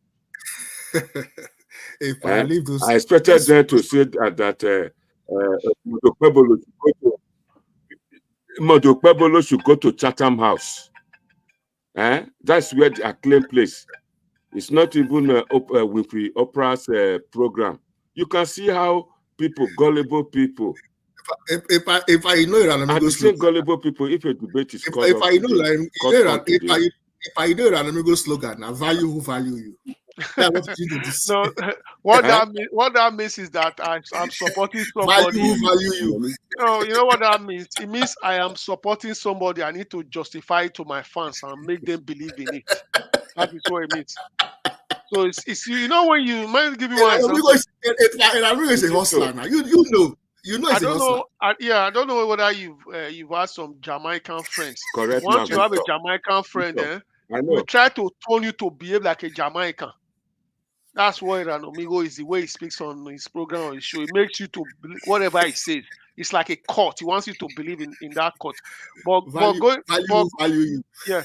But going back to that power just and there's something I even forgot to mention. If you look at Dangote refinery, the power generated from that refinery alone is enough to power the whole of Lagos. It's enough. But the problem still goes back to that distribution network. Yeah, that's the problem. So even the country that we are saying now, we are all patriotic Nigeria. If you go and put a transformer there now, they'll go and steal it. So there is a fundamental problem in that country. People destroying assets. Distribution network, and actually there must be a fair billing system, because people have to pay for this resource. They cannot just, like, you live in abroad, we all live in abroad, you pay for your electricity you consume. And the way you consume it, you see how you Sorry, we have a call from America, please. Hello, go ahead, talk. Good evening, God bless you. Thank you very much. My name is Larry Novakari. This next election, it's supposed to be a referendum on the present government. Because what people don't know, the question people, the questions are not the question people they don't answer that. Do you know how much is do you know how much governments collect for security votes? Then again, to presently, Edo State that is owing over 500 billion naira without nothing to show for it. This present government that has borrowed over 300 billion. Good. So this election should be a referendum, on this present government. It should be a referendum. And again, I don't know if Edo State want to reward failure. No, we cannot reward failure. Yeah. So because people that are calling me, but I go to Nigeria 2 times a year. Yeah. Edo State dirty, smelly propaganda. The only place they work are Magbajiawe. If you go to all those neighborhood, Mobile area completely abandoned. Thank you. No government present, no local government, all the local no local government, you know. Thank you. Everything. So I don't know people that are calling and saying this APC, this election should be around on the present government, because why? The only people that are sustaining better Benin, Edo land are the diaspora. If not, no government. The people that don't go to Nigeria. Atikuna they hear wetin Larry dey talk. Una dey hear wetin Larry and Obakari dey talk. If you go to most of the neighborhood apart from this propaganda job that they are doing, for the past 16 years, no government present. Una dey hear. Everywhere, the villages are there. People should be asking questions. Mr. Larry, Mr. Nobakari, please. Yes, sir. I may be coming out tomorrow. Is it okay if I phone you? Because this is about 3 hours into the video now. It will be difficult because it's YouTube. I want to start with you tomorrow so that you insight, your own view of how you see Benin City. Thank you very much. Thank you. What time tomorrow? Same time? What time will it be okay? Yeah, but I'll get up maybe like, where are you, UK, Abi? I'm in UK, yes, in UK. Yeah, okay, but I'll try to meet up with you like this is 7, like 7. Okay, you guys are the same time with Nigeria, Abi? No, Nigeria is 1 hour ahead. Yeah, maybe 7 p.m. your time or 8, is it okay? I'll phone you. I'll give you some hour notice to tell you I'll do it this time. Thank you. May God bless you. You too. Thank you very much. Yeah. I think I get what I think our brother Alois to discuss this one. Because a lot of people will I think I get what the man is saying. Remember when I started speaking today, I said to people, people in Edo State, they focus on the schematics or the buzzword or the English. That's what they focus on. Because I said before, if you are saying somebody pass an exam, you have 10 schools in Edo State, or you say somebody pass an exam, you compare that person to his peers in other place. That's why I say to you, compare those state projects and development in the last 8 years with Akwa Ibom, with Rivers, or even Delta. We are nothing to write home about. In fact, we are taking last. But people, no, it's the truth. Go and check, my brother. It's the truth. Listen, okay, when I talk about legacy project, just I want to tell you, say, if the reason people still shout to Bermuda today, because you can see what you call legacy project. What do I mean? University of Benin. I've just mentioned one. Even your grandchildren will still come and see it there. They will still remember it. And Bruce Ali, you can also mention a big legacy project he left there, 2 or 3. Including university that the Edo people went to. So now, one sec, Louis, 1 second. You can wait a minute. You can see how PDP people see some gullible people here, like Ade Ewoma and Kevin Higiato. Is still trying to dispute what Larry just said. They started insulting him on the comment section. Whereas the guy is saying the truth. If you this is where the problem is. These are the gullible people again. Sorry. I'll always go on. If you go to Akwa Ibom today, a lot of the people in Edo State or whatever, they see Akpabio today, they will be laughing at him Senate president. Because they've not gone to check. When the man was governor, You can count up to 10 legacy projects he left there. That's why I see that man is still standing today.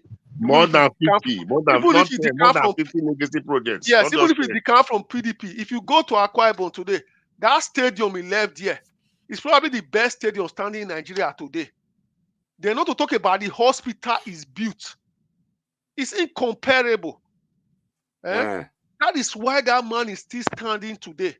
Now, even the new one that came after him, or even this current new one, the one that came after him, I'm not an advocate of airport or whatever. Look at the airport he built. He ended up with an airline. Today, Ibom Air is probably the best airline in Nigeria today. It's probably the best airline. This is what you talk about. Not somebody telling me, so my governor tar road. Then I'll say today, okay, your governor tar road. Is the governor of Bayelsa not tying road? Is Kanu governor not tying road? Is the one in Kebbi not tying road? What is so special about tying road? All the governors are do tying road. So say this one is paying salary. Is Kitty not paying salary? Is Niger not paying salary? So what is special about that? You give me legacy project. You hear about Biden the other day. People are talking about it. They always like talking about America. You can see when he came up with the infrastructural budget. You saw the big project that's to be doing in America. Even this bridge that crashed yesterday. He said that bridge must be done. Those are what you call legacy projects. Then this, I can see a lot of people just shouting APC, Tinubu, or whatever. Okay, let's go back to the Tinubu. Let me just talk about Tinubu that they are insulting so much now. There is so much you can insult a man because you hate him. Okay, now the so-called Edo State that didn't vote for Tinubu in the last election. Let's go now. Legacy project. It's known for that. Lagos Calabar Superhighway, which has been a project for more than 50 years. It's been started. Benin Saple Road already been constructed. Now the Benin Okene Abuja Road, which leads to almost 14 local governments in Edo State, approved. But people are insulting him. But Louis, people want to tell you that what is tying of road? It's not supposed to tie road before. It's Listen to why. So how is this special from other countries tying their roads? No, listen to why I said that. The problem is that they look at the person, not really what the person is doing. That is what you are having in Edo State. But that's Louis, if I may come in here, you see, that's the society that we live in. See, okay, see where you are in public office, as a person, you must have. There is no way everybody can like you. It's not possible. No. Wait, now let me feed. Let me. No, I mean you are right. That's what I mean. Okay. When you come into public office, you might be a good man, in your private life. You must have helped people before in your private life. But when you come into public office, when you are in the public eye, you must take bullets. There's nothing you can do about it. There is no leader or no public office holder that has not taken bullets from the public. You don't need to be there. Buhari got his own fair share of criticism and insults on the internet. Okpebholo got his own when he was in government, even though they say he did well. But people will still tell you that Okpebholo not do anything. People have argued with me and say Okpebholo not do anything. So what am I trying to say? What I'm trying to say is that you see this. That's why I didn't want us to dwell too much on this, to argue with this Obaseki issue, because it's clear that the man must always have his supporters, whether we like it or not. And one thing about government, about say government do well, or this government success did well, there is no specified metric to measure. It's subjective to individuals. There is no metric, there is no specified metric to measure successful government. What is successful to me might be failure to you. It's subjective. That's what I'm trying to say. So, are we expecting that Obaseki should not have supporters? Yeah, we have supporters. We have supporters, but are you going to compare those states to his fellow peers? That's what you look at. Some people will say even did more than those ones. That's what I'm trying to tell you. It is what it is. You cannot. What I'm trying to say is that everybody cannot just think alike like you. What is failure to you might be success to somebody else. I don't know if you understand what I'm saying. Now, I understand what you are saying. So they need to tell us what they define as success. No, if they tell you now, you will say it's not success, but they will say it's success according to them. That's true. That's true. So let's just leave them. Let's not dwell on them too much, because you cannot find any governor or president or prime minister that will not have his own supporters and his critics. Yeah. No matter what he does. Like I keep telling people, governance or politics is a contestation of ideas. You understand? If I come in as a government now, I have my own ideas. It might not be everybody's cup of tea. But it's an idea that I came with. I might implement it the way I feel is the best way. But it might not be the best way for you or good comrade. They might also have their own ideas that everybody will not still buy into. I don't know if you understand. So that's why I say in governance or politics, there is no perfect idea, because everybody come with their own ideas and their own policies that they think is the best according to them. So all these people talking on the comment line say Obaseki this about, just leave them alone, because if we keep dwelling on them, we'll just waste time. You see, for me, I just think it's a waste of time. Honestly. That's true. That's true. Now, Israel Asemota, the protest for outside, don't turn to body Israel Asemota. No, you are right, Victor. They are not even interested. They look for anyway. Good comrade comment. Good comrade is come for you, Israel Asemota.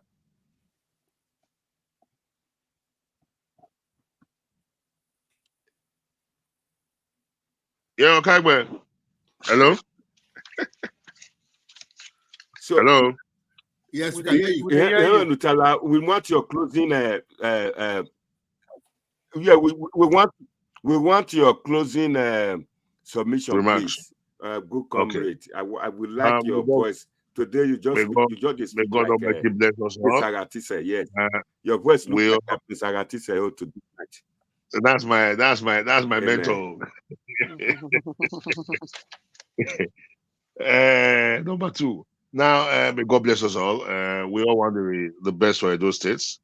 My prayer for Edo, amongst all the candidates, whoever God knows that will work and develop Edo the most, that person emerge winner. I want a better state. Politics aside, so we are one big family. May God bless us all. We are one family. No need to fight ourselves. The man in APC thinks he will do better. That's why he's running. The man in Labour thinks he will do better. That's why he's running. So we should not fight ourselves. We are one big family. Edo Central, Edo North, Edo South. We are one. May God keep us alive. So may God bless our panelists and everybody. Okay, thank you so much. It's a good program today. Whenever you call, I'm at your Thank you very much. Thank you. Thank you.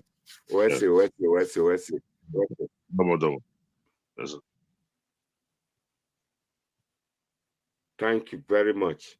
We're very grateful to have him today. Larry Nobahai, not worry about them, I beg. That's how they are. They are PDP. They be like Peter Obi supporters. That's what they be. They not get answers for us. Not to the cause people, they bully people up and down. They go see when they go cry for September when Okpebholo will become governor of Edo State. Mr. Alois, give us your closing remark. We know that Good Comrade has done his prayer. You give us what you think, summary of what you think that we expect from the governor, more especially on Okpebholo. Right. The good thing is in this election, we have 3 good candidates. That is a simple truth. So you've got the APC, Mr. Monday Okpebholo. You've got Dr. Aswen Godalo, and also our very eloquent Akpata from Labour, who also bring a very good dimension to the politics of Edo State. So we need all of them to come and give us that change we want. But the truth of the matter is, Edo State is on its last standing now. So whoever wins the next election has to transform Edo State, because the way I see it, Edo State is being left behind. This used to be a state in the South whereby it was a leader in terms of everything under the military regime, even under the few years of early democracy. So what we are now having in Edo State is that Edo State is now relegated to the back of the queue in the South. Just think about the past. You used to have the main ministers in Nigeria coming from Edo State.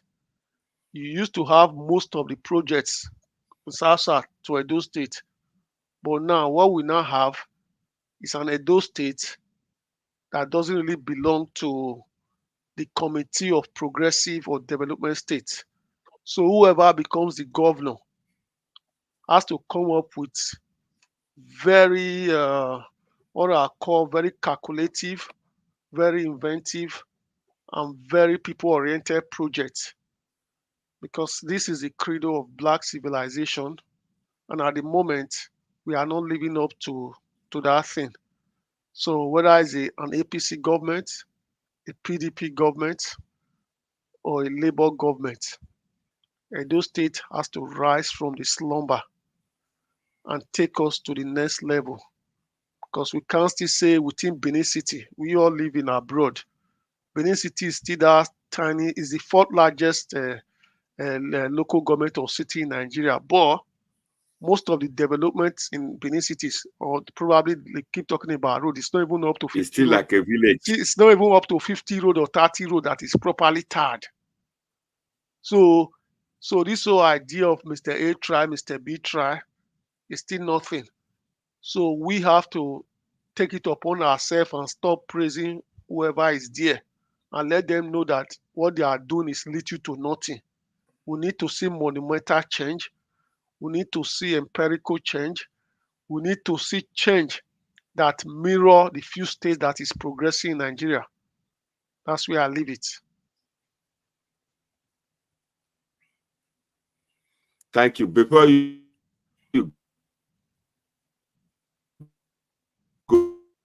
go, please don't leave. Victor, never go reach your turn just now. I want to make we can't take on Dodge to Rascal.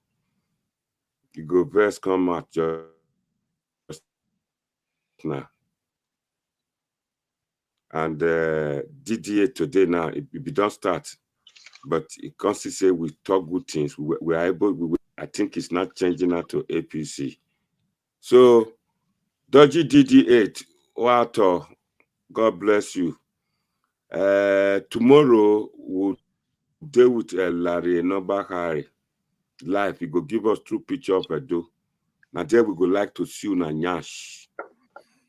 Mokuna can't talk about Obaseki there. You are welcome. So that make we get special debate, because all along, all over, if you dare any WhatsApp group, what is flying around is that Obaseki is changing Edo to a construction site. Obaseki project, this and that and this, and the one that just how Okpebbollo, as Senator Okpebbollo made this money. That's what the one they've started again now. All this propaganda your bullet will expire instead of you to save them till when campaign proper start. Now me they talk up for this platform. Say now here you are, best way the peace for us. Now the first wake up in the morning, and that is what Aswan Igodalo is doing. You hear Kevin Egato. You hear Israel Motor. Now the peace for us, the first wake up, you go clean up yourself. May you wait when SMO Okpebholo come out to now see the English way they out to now see all of you now shock. They compose, they get epilepsy. Go see Tinubu today when he speak, when he's too to speak, everybody go shock. with that kind of beautiful American accent, good vocabulary, with philosophy. You go to talk, and many people, pastor, they are changing things. Una don't see for yourself now. So make una change, otherwise, una go be like people will be say witches and wizards flying in the daytime. We not want a do to better now be, because now see better thing, now go change am, now go to follow the wrong side. So who's more Edo? Now we, me, Victor, good comrade, Alois, not be una. Una try somebody will speak big English. For 7.5 years now, almost 8 years, nothing to write to, a monumental failure. Then another one, they come again, they deputize, they do another shadow. They talk big, small English, not big English. They burn out. They talk around all the corner where they drink beer, where they eat, where illiterate they fool, like an Amigo platform. Now they go there, they shout hallelujah, follow. Now be so, now be rascals. Now be witches and wizards flying anyhow. Now be. So tomorrow, una go see me, una go see Larry, una go see Victor, una go see Okpebholo go dey here too again. We go talk to una, make una dey cry. Thank you very much. Victor, go ahead. When they talk, they go come back again now. I don't deal with Israel Senator.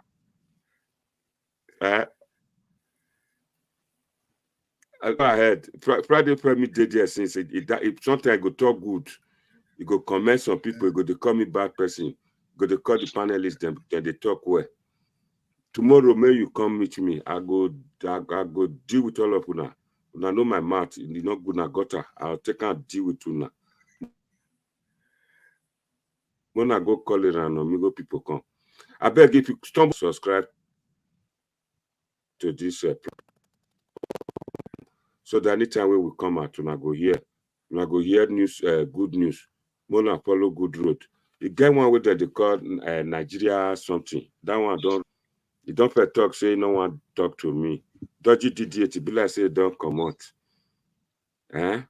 Go ahead, Vicky Moore. Yeah, Domo, sir. Domo. I must commend you. Victor, are you still there? Yeah, can you hear me? Can you hear me? Yeah, it's your turn now. Now you had it. Yeah, I say, pardon. I can hear you now loud and clear. Domo, sir. Well done for today. Thank you. God bless you. Tomorrow, tomorrow you'll join us. So. Yeah. There's one doctor coming. There's one doctor coming to join us. You know that guy who was with us with American accent last week. He's coming on. Yeah. So what I have to say, coming on to join us. So we will have Larry on too. So what I have to say is, we are in Edo State. We have been blessed with 3 fantastic candidates, from the 3 major parties: Okpebholo, Aswe Godalo, and Akpata. These are fine gentlemen that have done well for themselves in the private space, but they are now coming to the public eye, and it's a different ball game altogether. No matter how well they must have done in the private space, or how good of a person we think they are privately, it's not enough when you come to the public space, and so that is why I'm saying that, in this election, I'm not partisan. I'm talking from the point of view of an electorate, So my word here now is for the electorate, not to any political party, because basically I'm not really interested in any political party right now. I've not joined any political party. Maybe in the future that might change, but for now I haven't joined any party. So I'm talking from the point of view of an electorate, And for me, upon all, you never join any political party. They still they say I day one-sided, I day one-sided. When we well, they have right to their opinion anyway. That's fine. So what I just want to say is this: elections are here again. It's time for us as electors to choose our leader. And in choosing our leader, let us be vigilant. Let us not just look at the surface as electorates. Let us try to understand the policies and programs that these people are presenting to us. It's not enough to just hear it. We need to take our time to really, looking as electorate, because it's our duty to pick the right leader. Because at the end of the day, if we don't pick the right leader, we have ourselves to blame. So as electorates, let us go with an open mind, first of all, for all candidates, and try to make our own self-assessment on each candidate that we would like to vote for. Yeah, we can all vote for different candidates of our choice. That is fine. But before making that choice as electorates, let us, take our time, to understand the programs and the policies that these people are presenting to us, because politicians will do what they do best. They politic. That is their job. That is what they will do. You understand? So let us know, we have been deceived before in the past. This time around, let us watch carefully so that we cannot be deceived again. So my closing remark would be, let us vote wisely in this coming election as electorates. You understand? Let us vote wisely. Let us look before we leap. Let's look carefully. That's what I have to say. Leap. And Ipa, thank you. And one last word for Ipa. Thank you. And one last word for Ipa. Please leave it around me, go for a waste. All right, that is my closing remark anyway. Thank you for having me. It's not twat. Not twat. Yeah, thank you very much. Not twat. All right. See, all right. Chasotagede, may I first answer you first. Before I answer you, I go play Chasotagede. I go play what Okpebholo don't do before he becomes senator. And you say Okpebholo cannot do not have the capacity to lead Edo State. For your information, Charles Osagede, Okpebholo is leading 1/3 of Edo State already. So it's almost 1/3, halfway through. Meanwhile, Aswan Godalo never even start. Watch this video now where I want to play, so that you go know, say, Okpebholo, now a good work, in passion for him people. Now make a senator. See, you understand? Now a good work. You say person just come from nowhere. Now one small office is getting near God.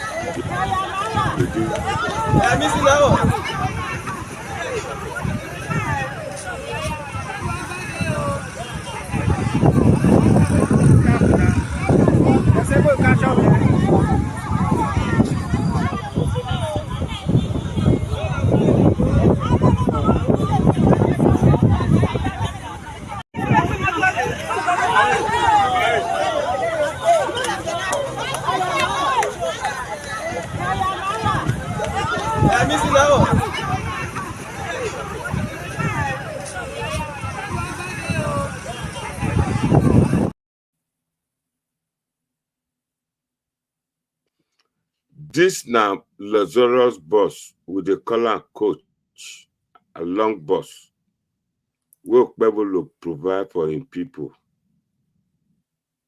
Free of charge. They're not the charge money. Now in the fuel. They cover the whole of Esan land. Everybody they enter. This now before it becomes senator.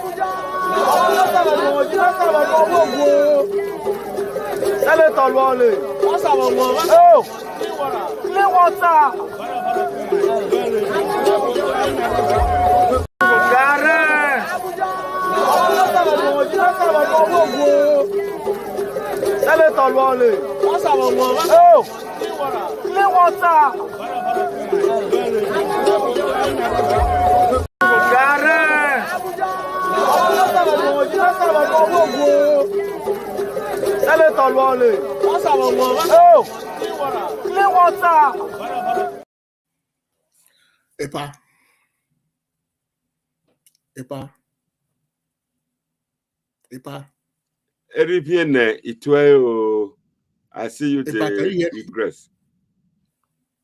Yeah. Epa, can you hear me? I want to ask a favor, please. I can hear you at the great Rivienne. In your next broadcast for tomorrow, Epa, I want to ask a favor. I want to ask a favor. Yeah. In your next broadcast for tomorrow, can you please bring in? Go on, talk. I'm hearing you. Yeah. Yeah. In your next broadcast tomorrow, yes. Tomorrow is your next broadcast, isn't it? I'm hearing you. Can you please bring in Asemota Israel for that broadcast?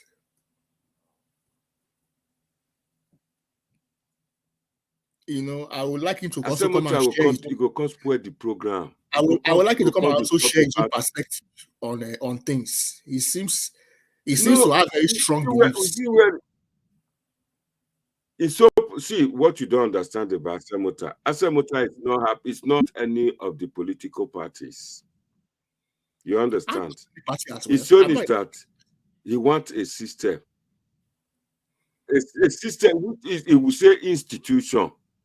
What is institution? What kind of institution? When you give him chance to say about institution, then he start casting aspersion on Okpebholo, this, that.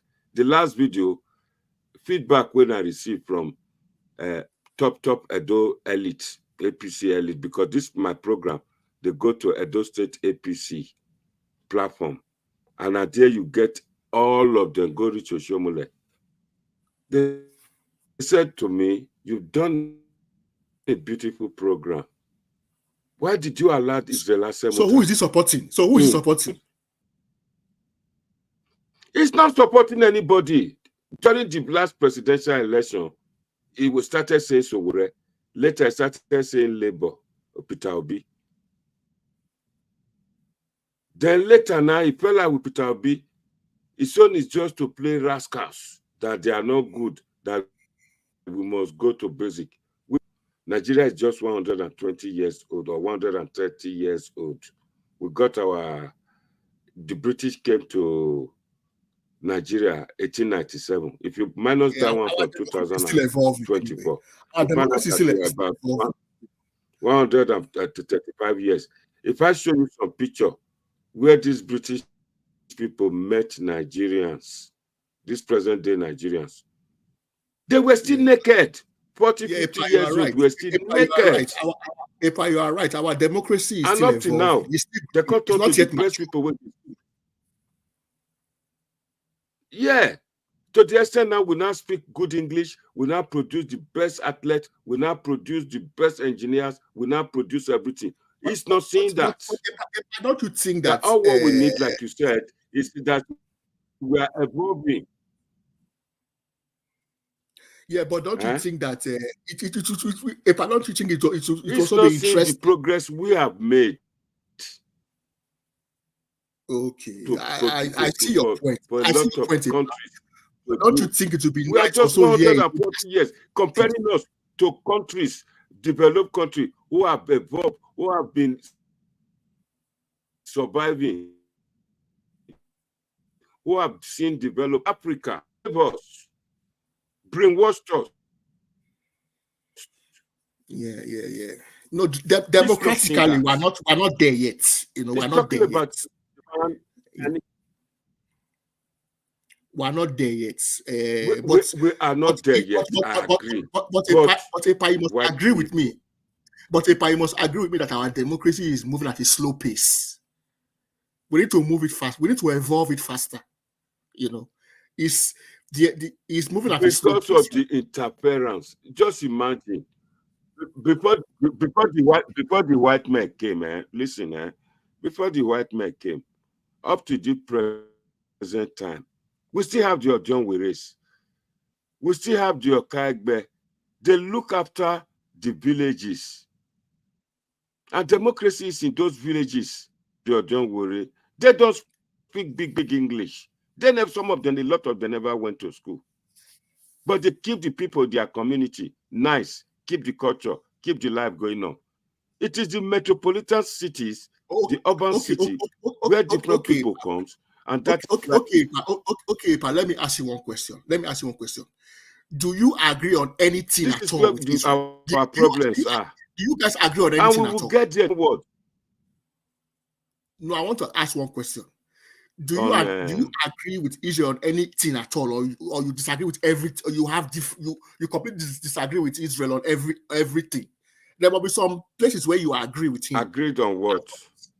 Or there are some places where you will not agree with him. At least it doesn't mean that everything he stands for, you are against it. Are there no place where you are aligned? Are there no points where you at least agree with him in some certain areas? You know, is it just everything he stands for you disagree with? No, he has not made the point that I will agree with him. I'll bring him on board tomorrow. It's my brother, you know. We are related. Come on board. So I hear his own perspective. I just don't want to come on board.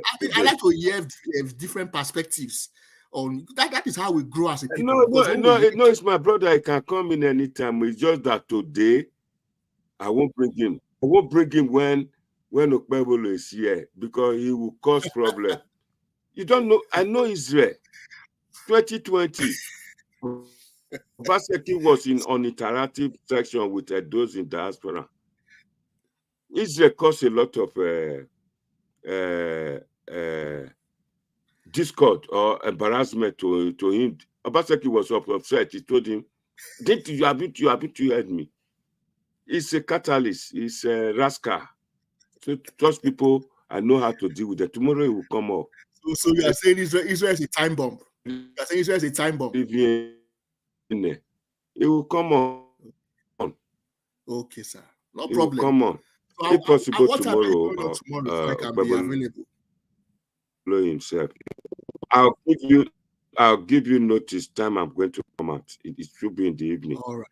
Thank you very much, Peter. I'm very grateful to you. You are one of our great panelists. Thank you. Good night. Thank you. Yeah.